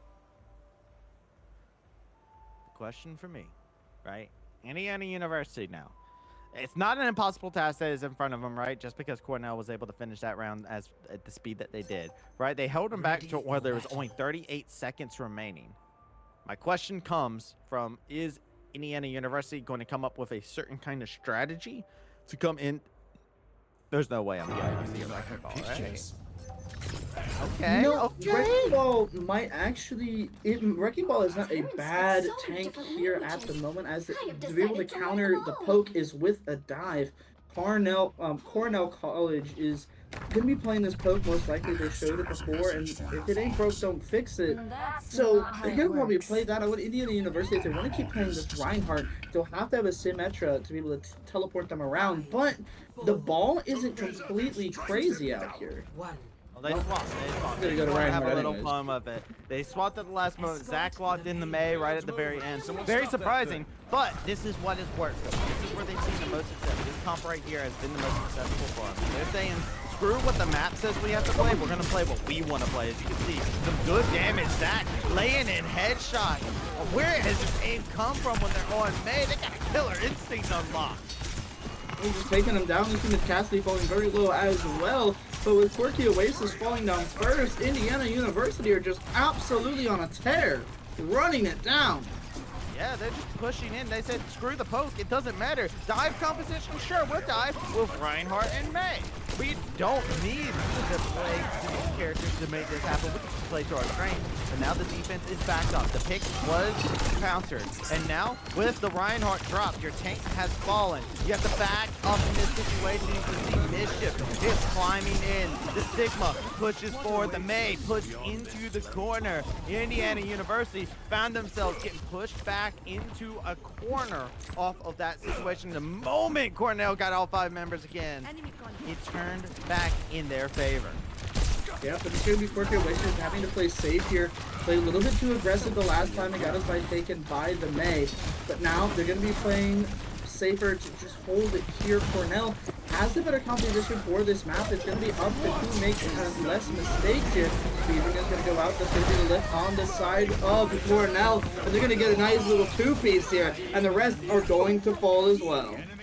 Big team kill. As you can see, Cornell College, they're feeling so very confident right now. And I think if you're Indiana University, you're trying to figure out, all right, this is our first obstacle. This is our first wall. We knew this when picking this comp. We were going to struggle with somebody who's going to be able to poke us out, right? We have to push forward slow and steady. But does it win us the race? You have a timer, less than 2 minutes. They're going for one more big push. The sleep dart is massive. But check out Koba. They're getting into a big flanking position, but they get dropped as a result. The Nano Hammer put in the word DNAT. Was able to fire off some free shots inside. They are just putting in so much in there. And Archie, the last member, still alive. It does not matter. We're getting smashed up the wall. Ana wasted the nano. The Ana used the nano right as soon as the Sigma dies, so there will be no nano to keep him alive. And now it's going to be very hard for Cornell to even touch this point, as they're going to have Archie not alive without a tank. It's going to be so hard to touch. That's going to be a shatter utilized by Indiana University. Isn't going to get anything, but there's almost 4 minutes on the clock here. Indiana University has to be happy about that. They're just like, exactly what we could use. Cobalt still has the Deadeye that they could possibly pop out there, right? They want to call it high noon. They want to tell you what time it is. Indiana, they're just slapping them on the wrist. They're like, no, this is what time it is. We're playing this matchup. It's going the distance. As you can see, they're trying to push up. They got that speed boost, trying to get them into a better position, get a little bit of chip off of it. No KO to pop in. A little bit of a the dome not going to be enough. They're going to continue with the push, finding more marks. Can deflect bullet, can't deflect that hammer as the Reinhardt continues to lay waste. They're continuing to push forward, but they got in a little bit too deep to water. It was too much for them to keep their head above the water, but they got Archie as well. The rest of the members have to back up. This Juno pushing them in. As you can see, Cassidy going in with Deadeye. The sword unsheathed, get popped in the head. Click, click, boom. Yep, and even continuing the fight going on is such a scrappy fight that the Blizzard is going to be used. Same with the Orbital Ray. Now the Ryan Smart is going to be back. No more ult going to be utilized here to really do anything else. The Nano is also invested. Barrier Fan is going to take down the Reinhardt, but that's going to be a wall to try to stop anyone else from touching. The Sigma lift gets one and gets more, and that's going to be Indiana University unable to cap it as Cornell College holds on so tightly to stop them from being able to capture a second. Oh, right there, yet again. Look at it. It is a battle of the king. They are so very close to being able to get it. One more push is all that growth. Got less than 2 minutes. Go ahead and pop the Deadeye, trying to get a little pick here, but the shield is enough. It's a menace. The Shatter goes wide, doesn't find any of the key marks they need. And now, 1 by 1, Indiana University, they find themselves falling back and forth over and over again. Only a Kiriko remains, and they're stuck inside a spawn, man. Yep, and now there's going to be a swap. Zach is going to go over to the Widowmaker, and we're going to see the Reinhardt swapping to the Doom Sigma. Okay, tease us a little bit with the Doomfist. It's going to be swapping over to the Sigma here to match Archie, and now we're going to see how so defeated. You're like, oh, Doomfist. I really wanted to see a Doomfist. I love some Doomfist gameplay, but hey, Sigma's still around there too. And now we're going to see the ult economy really is going to swing either way. Mischief's going to be able to deflect the headshot and take him down. The D-Nat's going to get a pick on the Kova as well. Now this is going to be a Sigma trying to get a pick here and trying to get more. Mischief's going to take down Genesis. And now he's going to fall so low. And that's going to be the tank taking him down. And Gatorfang gets another pick. And now it's going to be so slow back and forth, 5v5. And now it's going to be Quirky Oasis trying to get another Archie going to take down D-Nat. And that's going to be Rip Squad has to fall back as we know that there's not enough targets to be able to heal. He's the only one left. He's going to get rocked and taken down by Archie, not letting him escape. Yo, Indiana, they're trying to get that push going, but they will not let them get in there. Zach is on this Widowmaker trying to find some sort of a pick, and they can't find any semblance of it. This last-minute swap around is not going inside the favor. One last fight that possibly comes about. Look at Archie go ahead and throw in a couple of those boards going forward, trying to throw a rock, throw a boulder, throw a little bit more. You got to throw a whole freaking mountain to be able to stop Indiana University as they charge forward. Kitsune is available. They absolutely have to close. They're going to go ahead and call that one on in. Oh, the Nano Blade. They're going to find 1, 2, make it 3. Buckle the shoe as Cornell College find a team kill. And that's going to be the series wrapped up as Cornell College is going to be able to stop the push from Indiana University. Map 3 goes their way, and their team comp was just more solid near the end there, and they had such a good game plan. Archie here on the Sigma working miracles as a tank. That 3-man lift was absolutely astronomical of holding this first point as long as he did. And that was just really the staple of this game, was both of these tanks were just playing out of their mind, and Archie had so many clutch moments that really solidified Cornell as a team to go forward. Yeah, GG's all around inside of the matchup. I hope we actually get to see it again, to be honest. Says this Reinhardt was disgusting. I am not going to joke around with that. That is not... If I ever queue up into a Overwatch game and I see Says on the other team, I'm just going to go ahead and alt F4. I'm just going to be done for the night, you know? Like, I don't want to face that Reinhardt. That Reinhardt's actually kind of spooky. But like you were talking about, everybody inside of this game had their mark to play, right? Even, like, anybody that we even looked at that we criticized for, like, one moment, immediately they pop off the nets, right? Like, there was moments where some people would have those moments where it's like, okay, what's happening here? But then you turn around and you go like, yo, you're popping off. Where's your aim at with this? Like, I was seeing Zach hit shots that a Widowmaker would normally make on the May. And I was just like, yo, Zach, this is crazy. But it's Cornell that comes in, and I think it's the strategy. I think the fact that they stayed to their guns, they stayed to what worked for them. That Genji play was absurd throughout the entirety of the series. And I think they just had a really good strategy, and hey, you know what? That's what it comes down to. Overwatch has that layer of strategy with your picks, with your composition. And inside of map number 4, they're able to take things. Yep, they are. Went a little bit further than we saw the other maps as well. Yeah. But, and honestly, that was really good. Again, both the DPS players had a really good time. I'd love to see it. We have, I believe, one more best of 5 match of Overwatch to be going down. And yep, after that one more match, I believe it goes over to League of Legends tonight. Yes, that's true. That's true. I'll still be here for that as well, by the way. So if you like me, I'm going to be here all night. But let's be real, you guys are here for all of the players, the staff, the teams that are here. But like I just said, I'm here all night. I'm gonna throw us to a break against your will. I know you could talk about Overwatch for a little bit longer here, OP. But we're going to go ahead and take a short break because I want some time to get a little bit of R&R before we get into our next hype series. So make sure you do not touch that browser as we will be right back.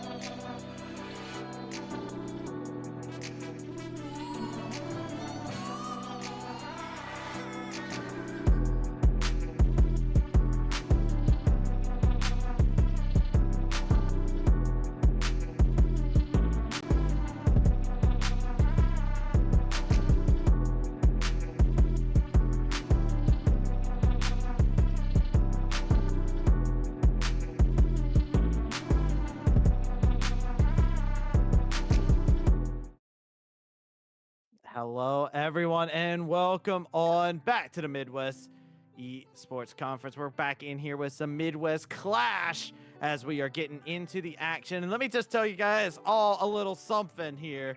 I don't want a lot for Christmas. There's just one thing I need. I don't care about the presents underneath the Christmas tree. I just want you all to know more than you would ever know. Make my wish come true. All I want for Christmas is this final matchup for the night for some Overwatch 2.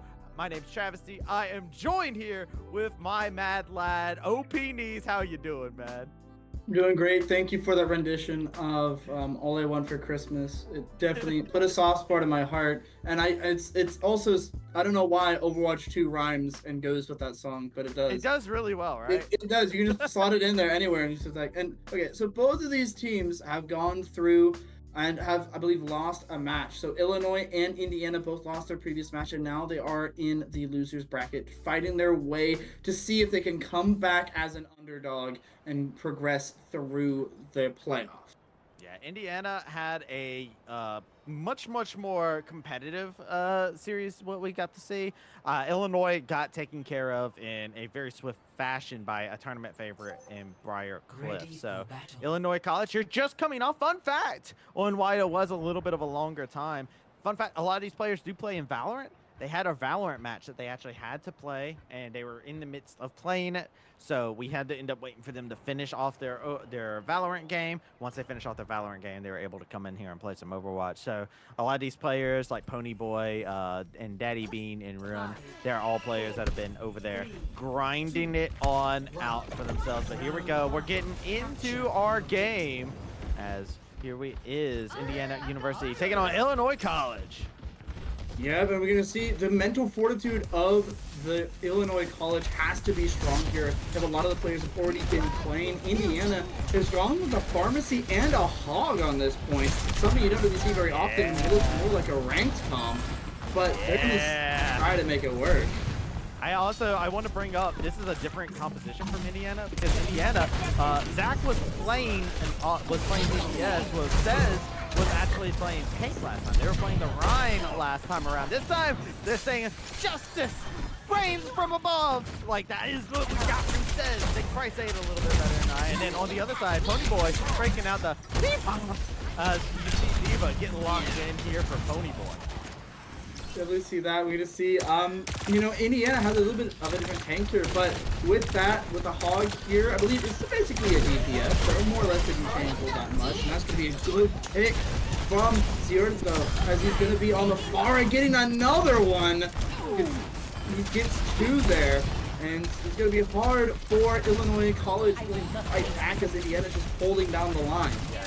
Look at this first combo right now. You got Molly Master on the back line, got him on the lead saying, hey, yo, go take him out. Laying in that DPS, upgrading that damage. There's not much you can do when Justice starts to rain from above because let me tell you, Justice kind of hurts. And now the Far is going to be flanking onto the side. Zach is getting a great pick on the Rune, who's overstepped his welcome. Oh, the whale! Zierto stole the Hog's kill. You don't need the ult charge. You need to boop them away as well, getting that kill. And that's going to be a cleanup from Indiana here onto Illinois, as they're just going to get ran down and have really no spacing to be able to continue to fight. Well, to get the hose again, check it out. Indiana firing on all cylinders, making sure to put him down into the well. Illinois having to wait inside the spawn for all the members to be able to come out. Defense Matrix will be invaluable in trying to shut down the Justice. Those rockets coming in at all times, but Cez is laid in so much damage. All 6 members have ultimate. Well, all 5 members have ultimate from Indiana University. And you can check it out. The sword has been unleashed. D-Nat coming in, showing it all natural. But it's time for Zach to go hard. And with that, that's going to be the point. Going to be conceded over 100-0. Absolutely no contest from Illinois. Didn't even get overtime to get clocked in. Illinois must be gassed from that Valorant round, as Indiana has just been dominant already.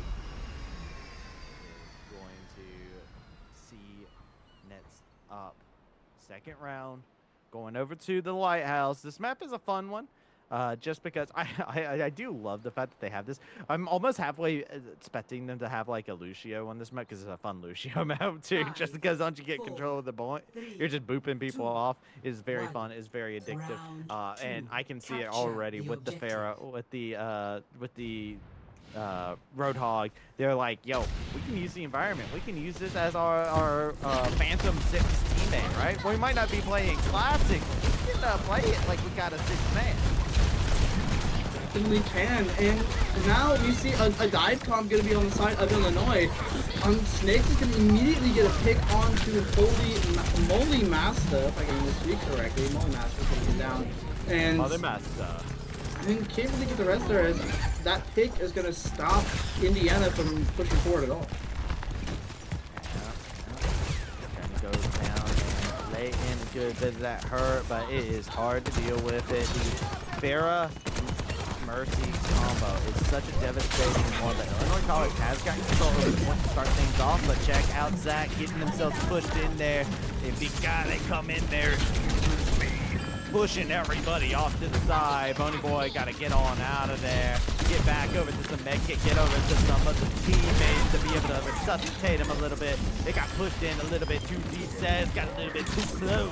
And when you get danger close like that, you can only help but get popped. The res is good, the res goes uninterrupted. Says rejoins the fray, and now the numbers advantage turns back in their favor. Molly has to give up their life, but there it is on the end of a chain. There's a diva right there. DNAT finding more on the backside of the fight, continuing to just get that ultimate going in. You might want to come up above ground sooner or later. You got to take a sword dungeon for you.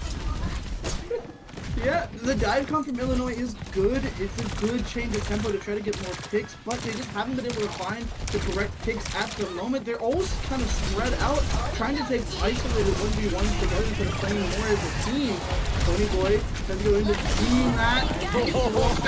D-Nat takes one and tries to get more. That's going to be Rune taking down Molly Master, but there's going to be more going in. More.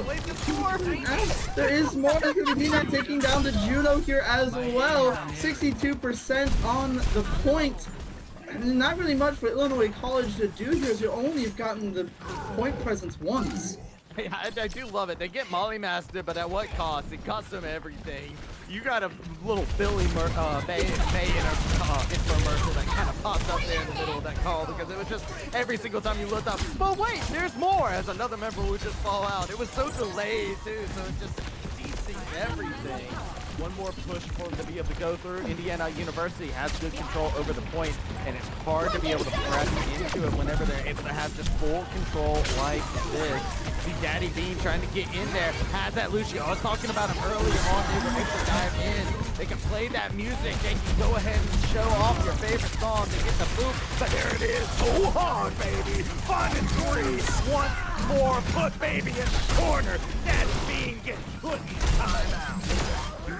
That's going to be a 5K from Zach, taking down the entire of Illinois College. As they tried to touch the point, the whole hog went holy. And that's going to be Indiana going to be taking the first map in this series in a dominant fashion. Oh my goodness, he was so absolutely clean on Zach the Pony. Yeah, no, you deserve it. You had plenty of steam buns. You deserve all the steam buns you can get. Look at that. Look at that, just pushing them on in. That's one, that's two. It was a complete penta. You see Daddy get pushed up into the corner, and then next up is Diva. We don't get to see the rest of it. We don't get to see that part of the kill, but it does happen. Diva gets dropped.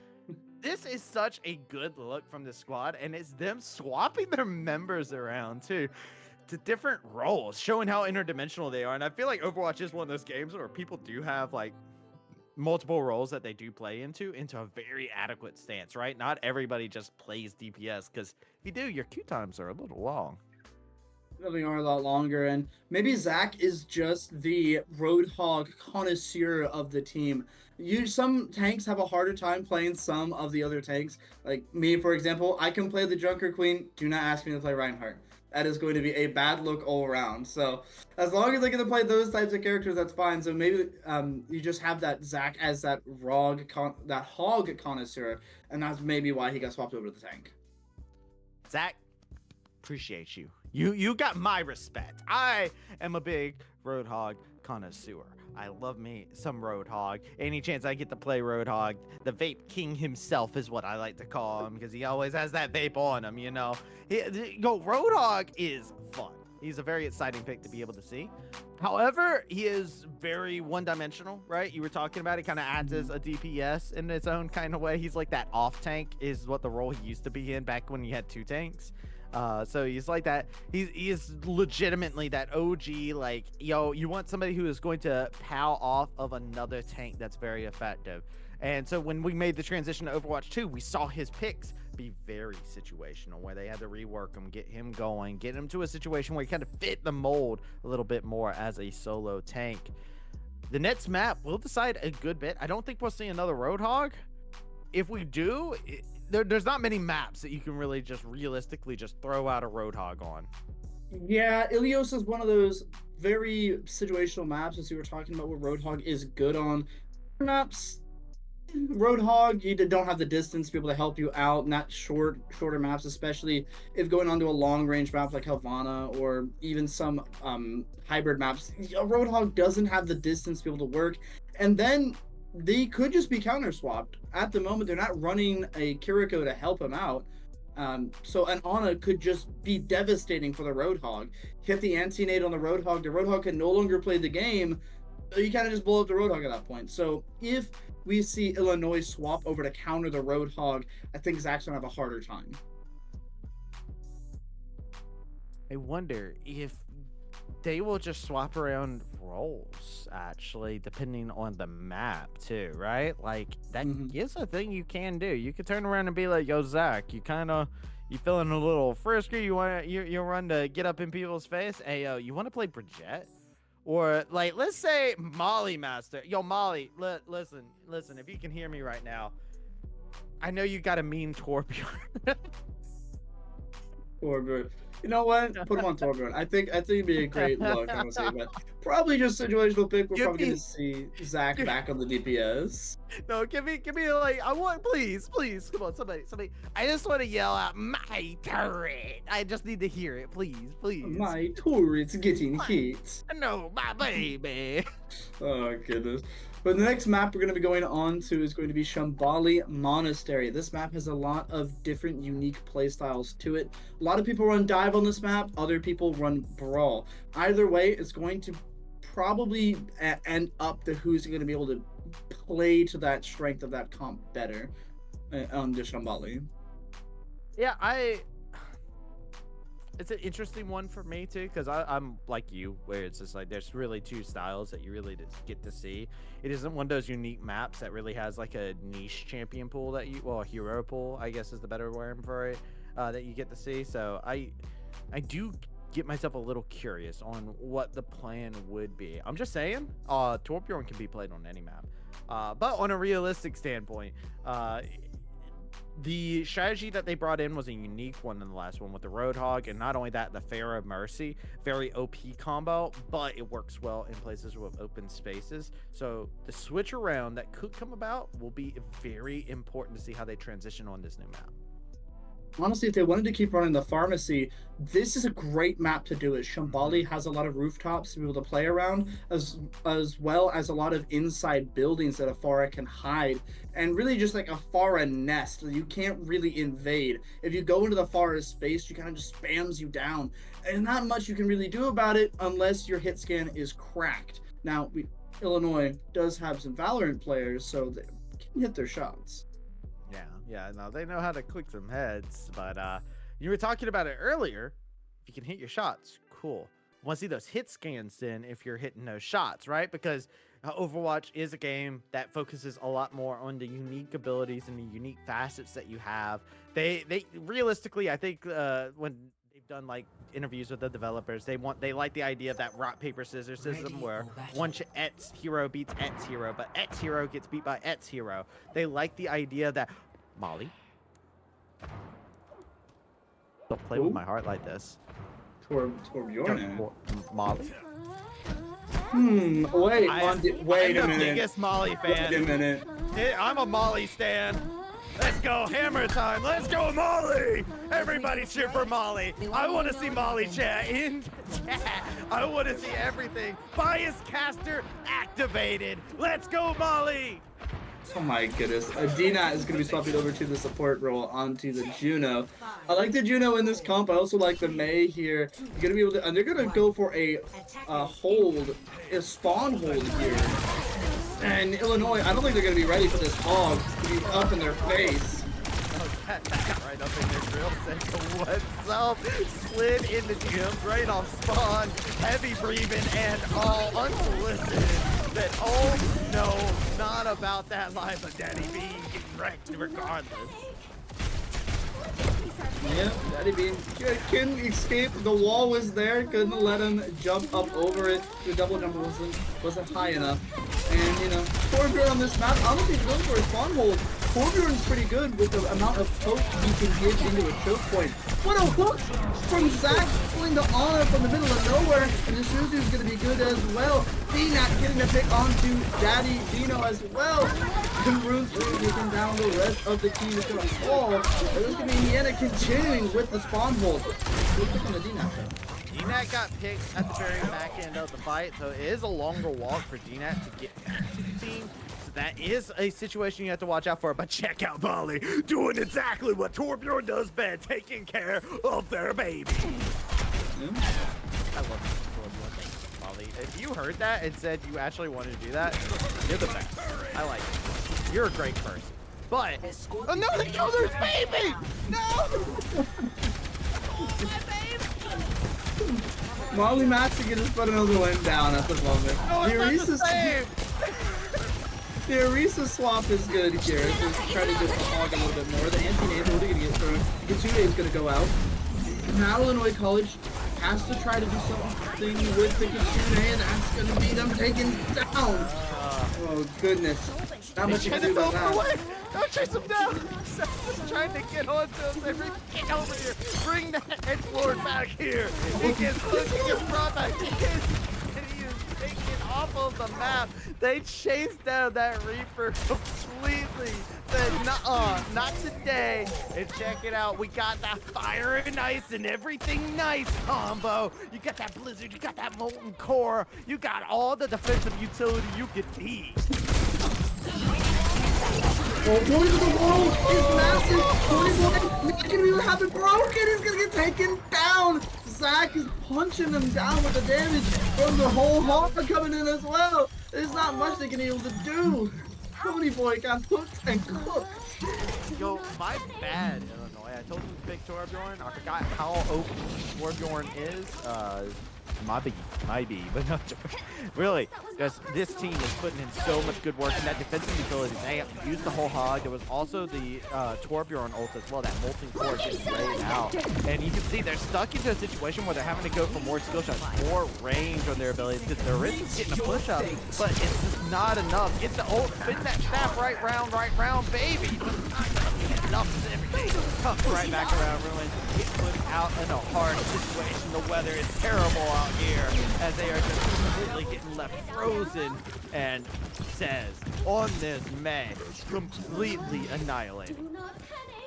That Blizzard into the spawn, kind of BM, not gonna lie, but hey, it did get the work done. The spawn hold is still strong, even though the not all 5 members are playing down there. The spawn hold is just good. As Snix walks out, throws the bomb, and gets taken down. The bomb gets walled, so now no damage can be dealt to them. Says has to try to run and escape with his life. He's gonna be able to escape. Good. Rune has his ult online, looking to use it. Has to back out actually.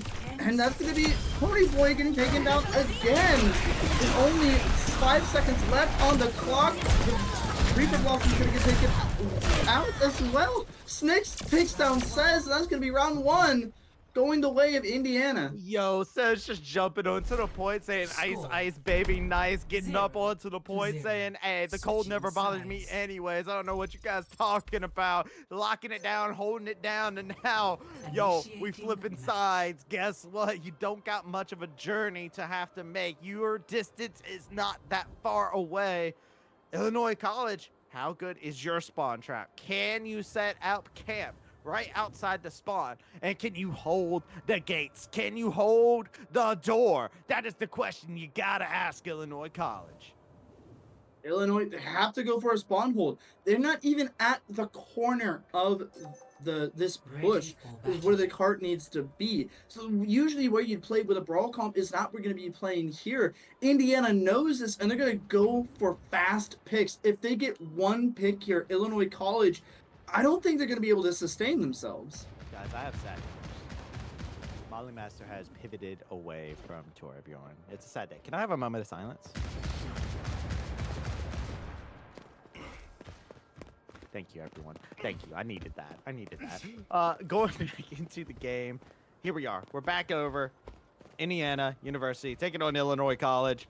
Illinois College have to hold a spawn trap. Get it up the hill, Indiana, and you are good. You pick up round number 2 inside of this best of series. It's going to be Says trying to get a pick already with the Widowmaker. Falls just wide of hitting this shot onto Snicks. And the push is already commencing. That's going to be Says getting a pick on the Snicks. The Widowmaker just better another headshot. The rest is going to come out at least. And that's going to be the Hog up there. The anti-nade is going to be impactful, but not too much. Rune takes down Genesis.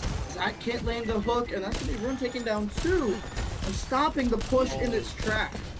Yeah, check it out. They are just pushing it on through Illinois College. They are trying to figure out exactly what the next best option is going to be for them. Indiana University, they have so many tools at their disposal to continue going forward with.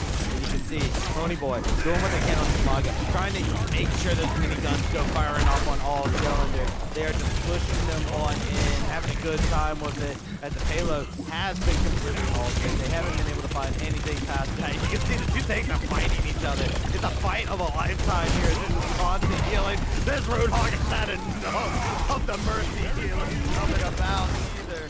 As they're just trying everything they got. Molly swapped back over to the Tracer now, trying to get a little last push in there. You don't gotta push it far, just gotta push it a little bit. DNAT killed 3 in the back end of that. In the back, as we're looking at Molly, DNAT on the flank, looking like a DPS themselves, taking them down. And I was going to go to map 3 as Indiana takes map 2 with an iron fist. Great stuff for them. Zach, the pony. You may have gotten play of the game again, but I'm going to be honest. Molly Master, player of the game. Let's go, MVP. Molly Master for that game. Yeah, playing Torbjorn. Torbjorn, eh? Dude, look, there's not many things that excite me in this world, but Torbjorn. Torbjorn, I mean, it's so fun to play. I love the skill shot expression you have with his rivets and even the shotgun. Being able to just run up to a Winston or a tank and just shotgun them 5 times in the face and watch them fall over. Probably one of the best feelings you have as a Torbjorn player. Throw down the turret. I mean, I simply duel Widowmakers with Torbjorn. I mean, I'll be honest with you. I just want to say, like, my most satisfying part is putting down my turret and watching it grow. You know, it goes from being a little baby turret into a fully grown turret in front of your eyes. You get to experience the joys of fatherhood as Torbjorn, which is really great. And personally, my favorite part. That is a good part of Torbjorn, being able to see that turret get deleted by an Orisa 3 times in a row. But hey! You stop that! You stop that! It happened. Well, the next map we're going to go into is a hybrid map, and the map pick is going to be Midtown. If you're going to try to stop a Roadhog, this is a good map to do it in. The choke points here on this hybrid map are dangerous, to say the least. So one good anti-nade that stops the entire push, especially with a Hog. So we're going to see if Zach is going to be able to still be on this Hog pick, or if they're going to swap over to a more conventional tank. I'm going to say no. I feel like Zach's having a great time on Roadhog, honestly. Like, that map's not bad for Roadhog either, so I totally get it. I've actually played Roadhog plenty of times on that map, and it's felt just fine for me. I do like the Roadhog on it. However, on this time around, we're going Midtown. I feel like I'm still going to be completely fine. I feel like this is just a Zach special at this moment in time, and I think comfort is key to a certain degree. And right now, there's it's such a big pivotal moment for for these players. I feel like Indiana looks much better when they're playing comfortable because they're even switching people around out of support into DPS, out of DPS into support. They're making people move around. We got to see DNAT go from being our Genji Hall of Famer to turning around and just knocking people out with Juno in the back end of that last fight. Like they're playing comfort. They're playing things that they feel comfortable with as themselves, and they're not really focusing on what mold they best fit into. They're focusing on what they can make themselves into. You know. Another thing to discuss with Midtown is that this is a Torbjorn map. I will say because of the choke point, Torbjorn! because of how the choke point is, it is going to be a Torbjorn map. So I'm going to Who- see how that's going to go. Who wants me to become their biggest fan again? I'll shill out. I'll shill out for more Torbjorn. My standards, they're Torbjorn standards. I'm Torbjorn just standard. saying. Look, I love me a Torbjorn as well. The Rivet Torbjorn. And we see DNAT on the Torbjorn on defense. Let's go, Dina! Woo!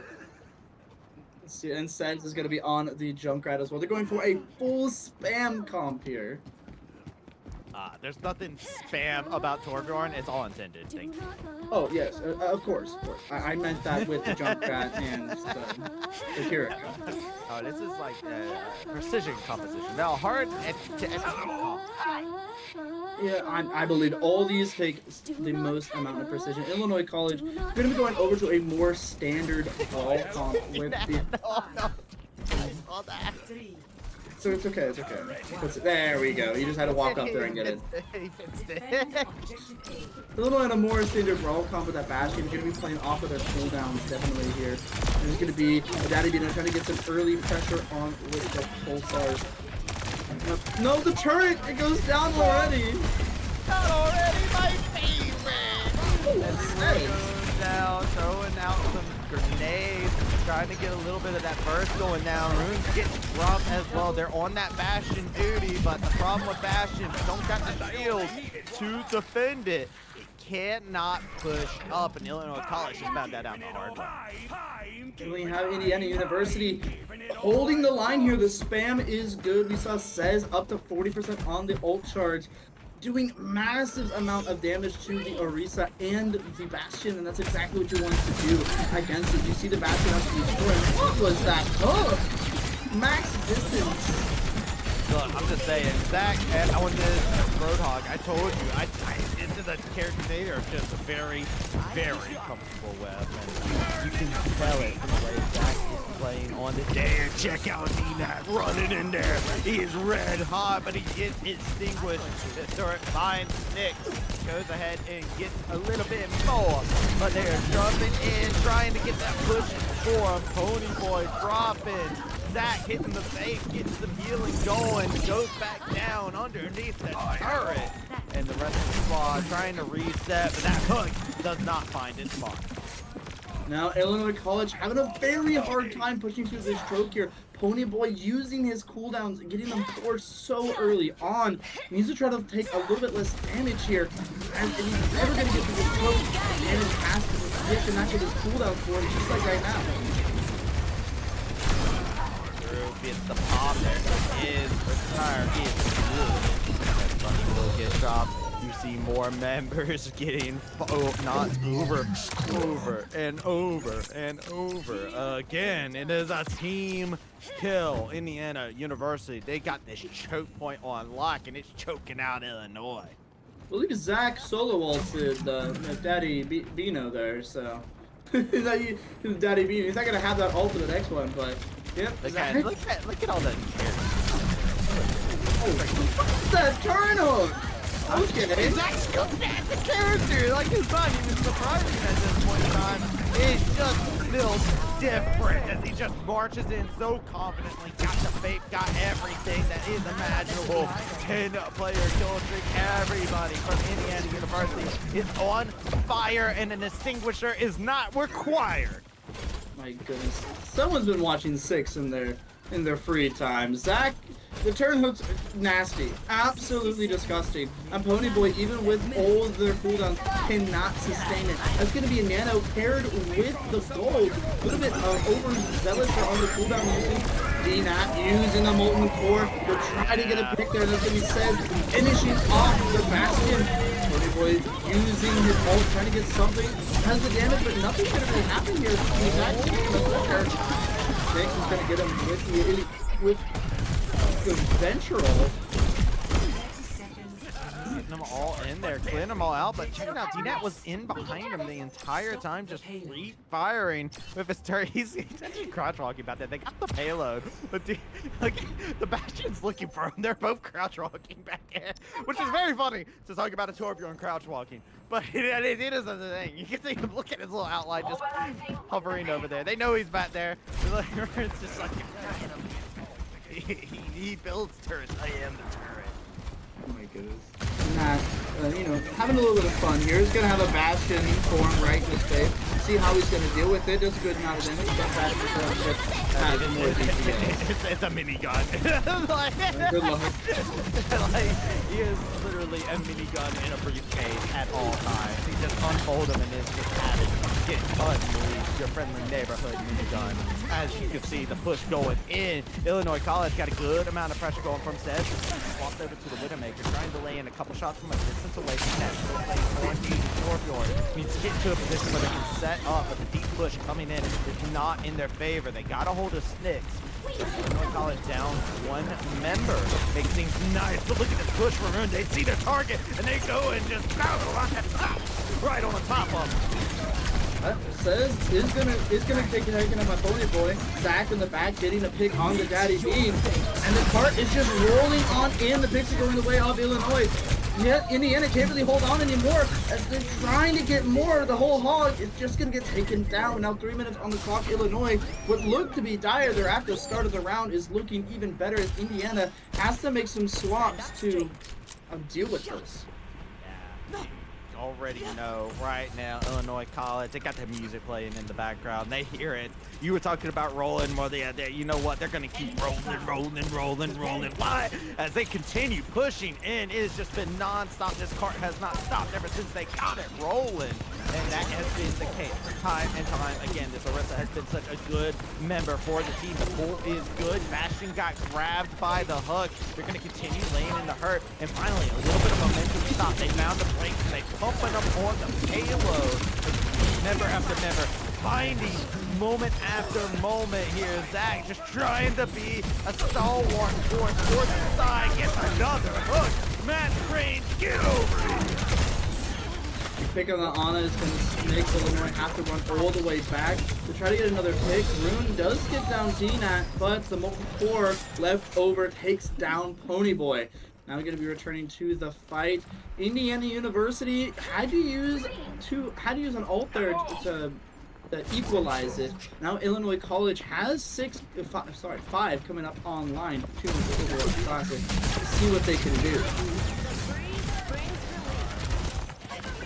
Push in. Nice hook. Might get down to the Orisa. Awesome. Love that for you. Okay, you gotta figure out a way to deal with the rest of the members. Members back and pushing in. There's Kasune. We'll give a little bit of force for you. And that has her set up over onto the side. Good use of the biotech grenade to cut down that healing. But check out this Torbjorn running wild. Go ahead, unfurrow, Nick. As they have to run on pack and check out this high-tech gameplay. DNAT on the turret. Making sure the turret is going to stay alive and pump out that damage. Snakes is going to go down the whole Molly Master. Ponyboy trying to stay alive here. Going to be using the Terror Surge. Goes down by Sez. I don't know if that Terror Surge is in the best interest of the team, as now they're not going to have him for the next team fight with the Nano and Snakes' ult online.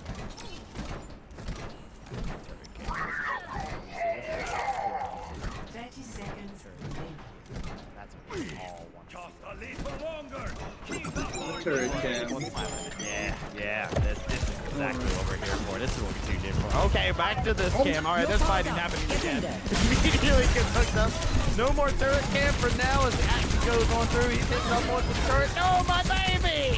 as Rune gets that kill onto him, drops him on down, and now the rest of the members are getting knocked away.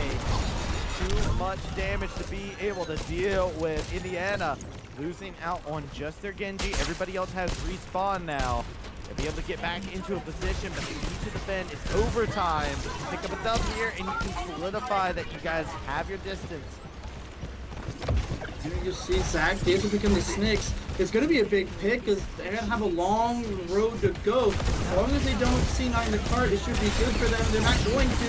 That's going to be a Bastion coming out, taking a lot of damage. DNAT takes down Rune. Zach takes down Booty. And that's going to be DNAT with a turret getting Daddy being down. And now that's going to be the round stopped. No full cap here from Illinois College, but they did get it the entire way. Score Saying. 0-2.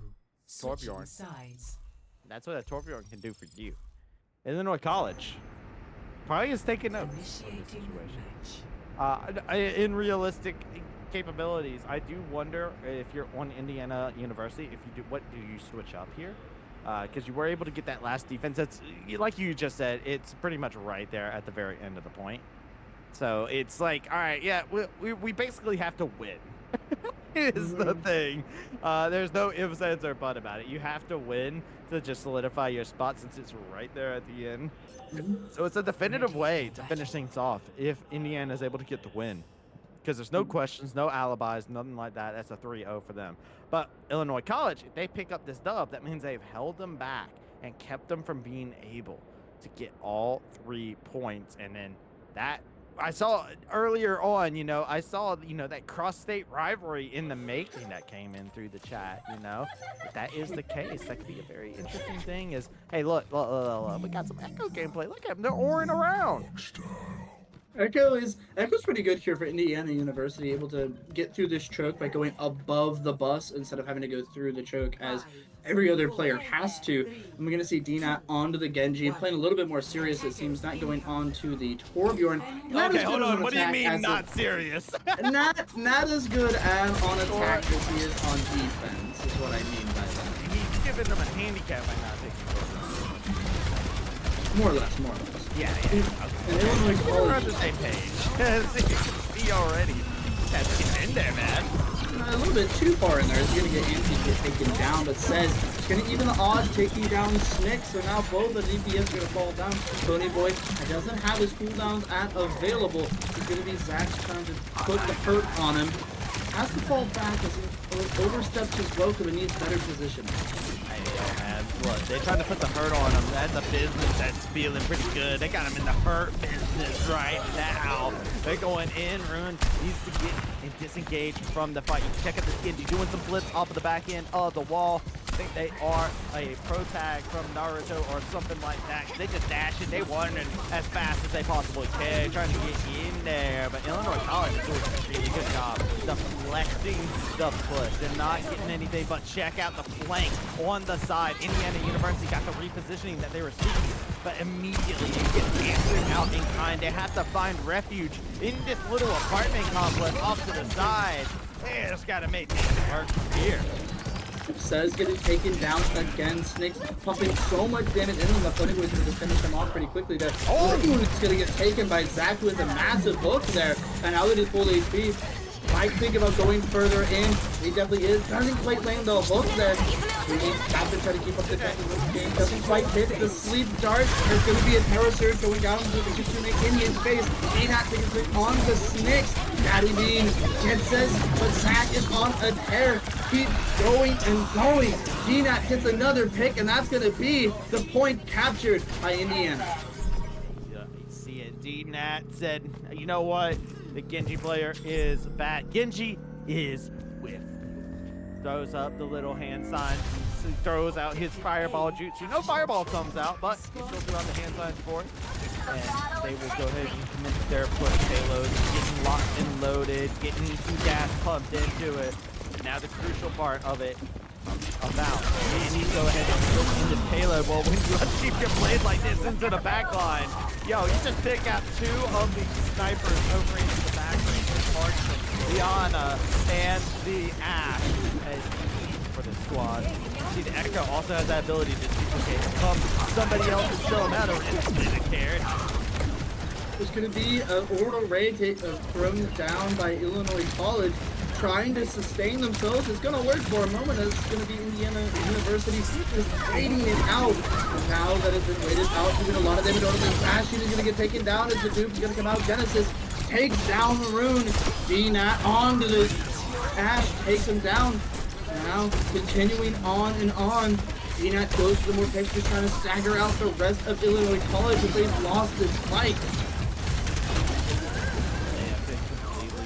Illinois College has been pushed back effectively. Indiana University has done such a phenomenal job inside of this. Says getting a monstrous push inside of it alongside of Zach. These two have been so dynamic. Pony Boy going in, spinning that stab right round, slam it down onto the ground as he will, but the rest of the team has been routed. Great ultimate, but the payload will find its net's mark. It will close its net's distance. A team kill yet again for Indiana University. Oh, that just hurt. Ooh. Now with 4 minutes left, I mean, 4 minutes in the timing is an absolute huge amount for this third point. It is possible to hold it on mid-crown. I've seen it happen before, but it's going to be a cold pass for Illinois. And hold.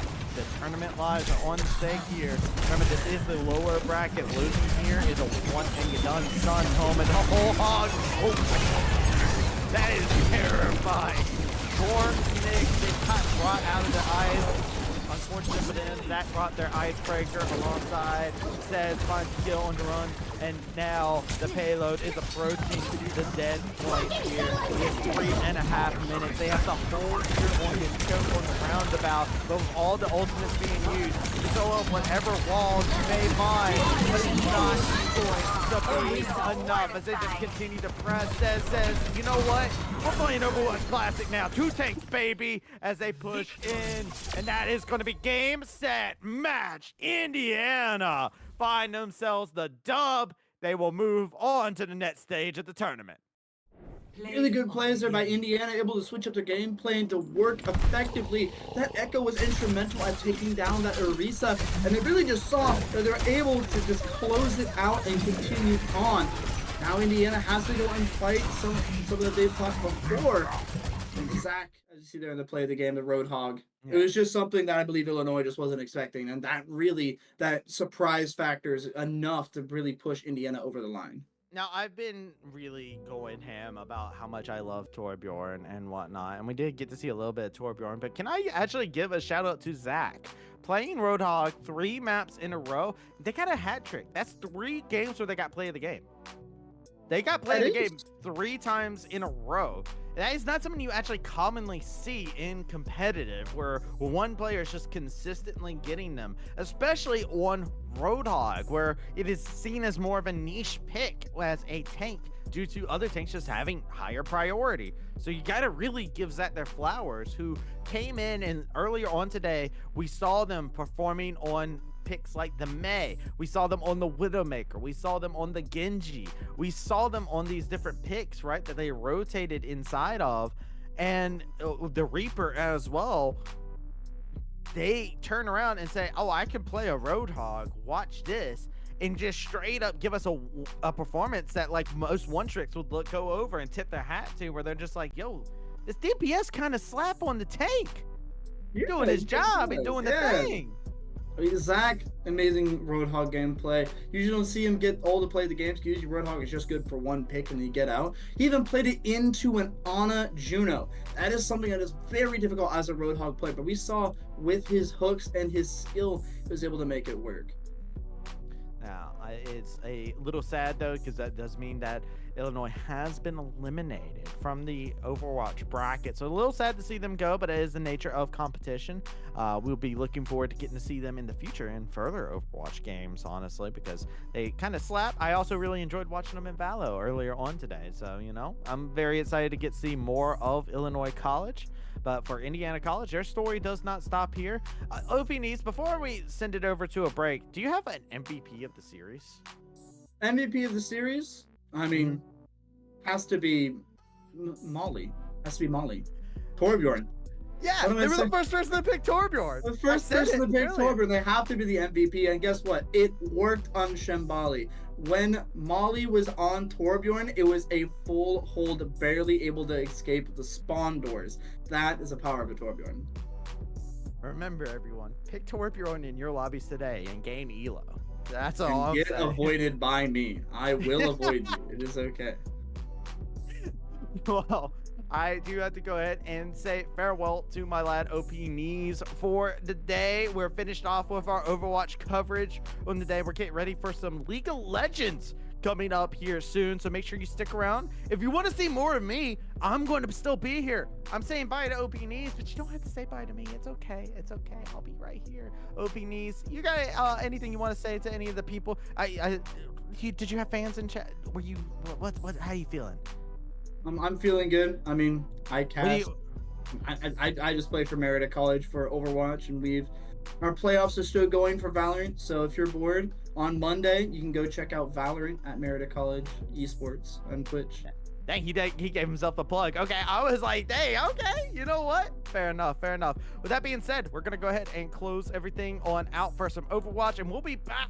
I'll be bringing back Mechatronics. He's been over on the side getting top 8 in TFT or something like that, waiting for the game. So we'll be sure to cut back over with Mechatronics in the future. So don't go anywhere. We'll be right back.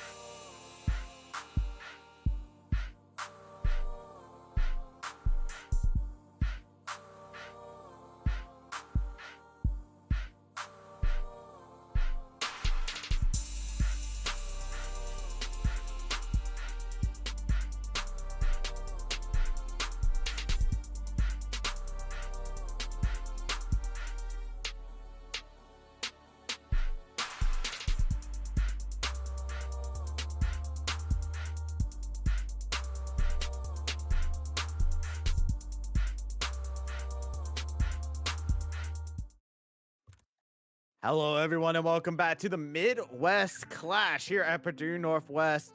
My name is Travis. I'm joined here with Mechatronic. Mech, you look so excited. Are you ready for some league? I've got my coffee ready. Like we're late night league. Yeah, dude. I'm.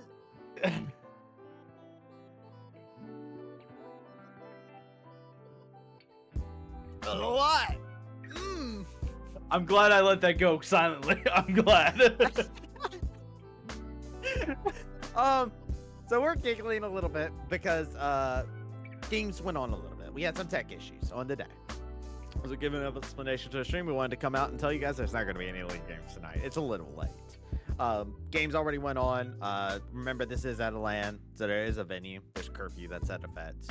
We don't want to keep players out longer than they have to be, especially because we will have more games starting tomorrow, which will finish off the Midwest Clash LAN over at Purdue Northwest.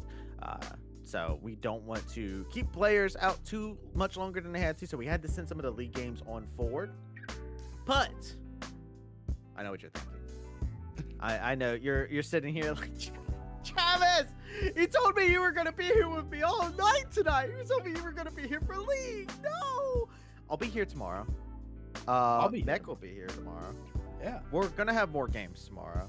So if you haven't already, go ahead and hit that follow button. Go ahead and check everything out. Make sure you stay tuned for more games tomorrow. And what time do those games start? So we will be starting tomorrow at 10 a.m. Central, which is 11 a.m. for the East Coast. We will have Valorant first. I believe it's a best of 3. And then we go into the league finals, I believe. So exciting morning for us. And then I believe you continue on later with Rocket League and Overwatch. Close the day out. Yeah, we go through it. I believe tomorrow's schedule should be as such. Let me just grab it. I had to actually pull it up. Yeah, this as is you were just talking about. Because Overwatch, we start off with Overwatch, it looks like, from what I'm seeing on the schedule. We go into League of Legends, Rocket League, and then Val. That's the schedule that was given to me. It could be wrong. Might be wrong. Who knows? That's what I got from that's what I got from Unified. So we'll see. Maybe they change it up on us, but who knows? I'm here But at it's 10 supposed to- a.m. tomorrow. That's all I know. We'll be here for some games. That's all you need to know. But thank you everybody who came in and hang out with us. I appreciate every single one of you that stuck through that long break or stuck through all the long breaks that we had to come in and chill out with us, because it was a big thing for us. I've been here all day. It's been 12 hours of casting almost for me. So, I'm in a way a little relieved. So, I'll be able to save my voice and some of my energy for tomorrow. But that's going to be it for us. Can we post the schedule later? Big fan. Hey, thank you. Glad to hear it.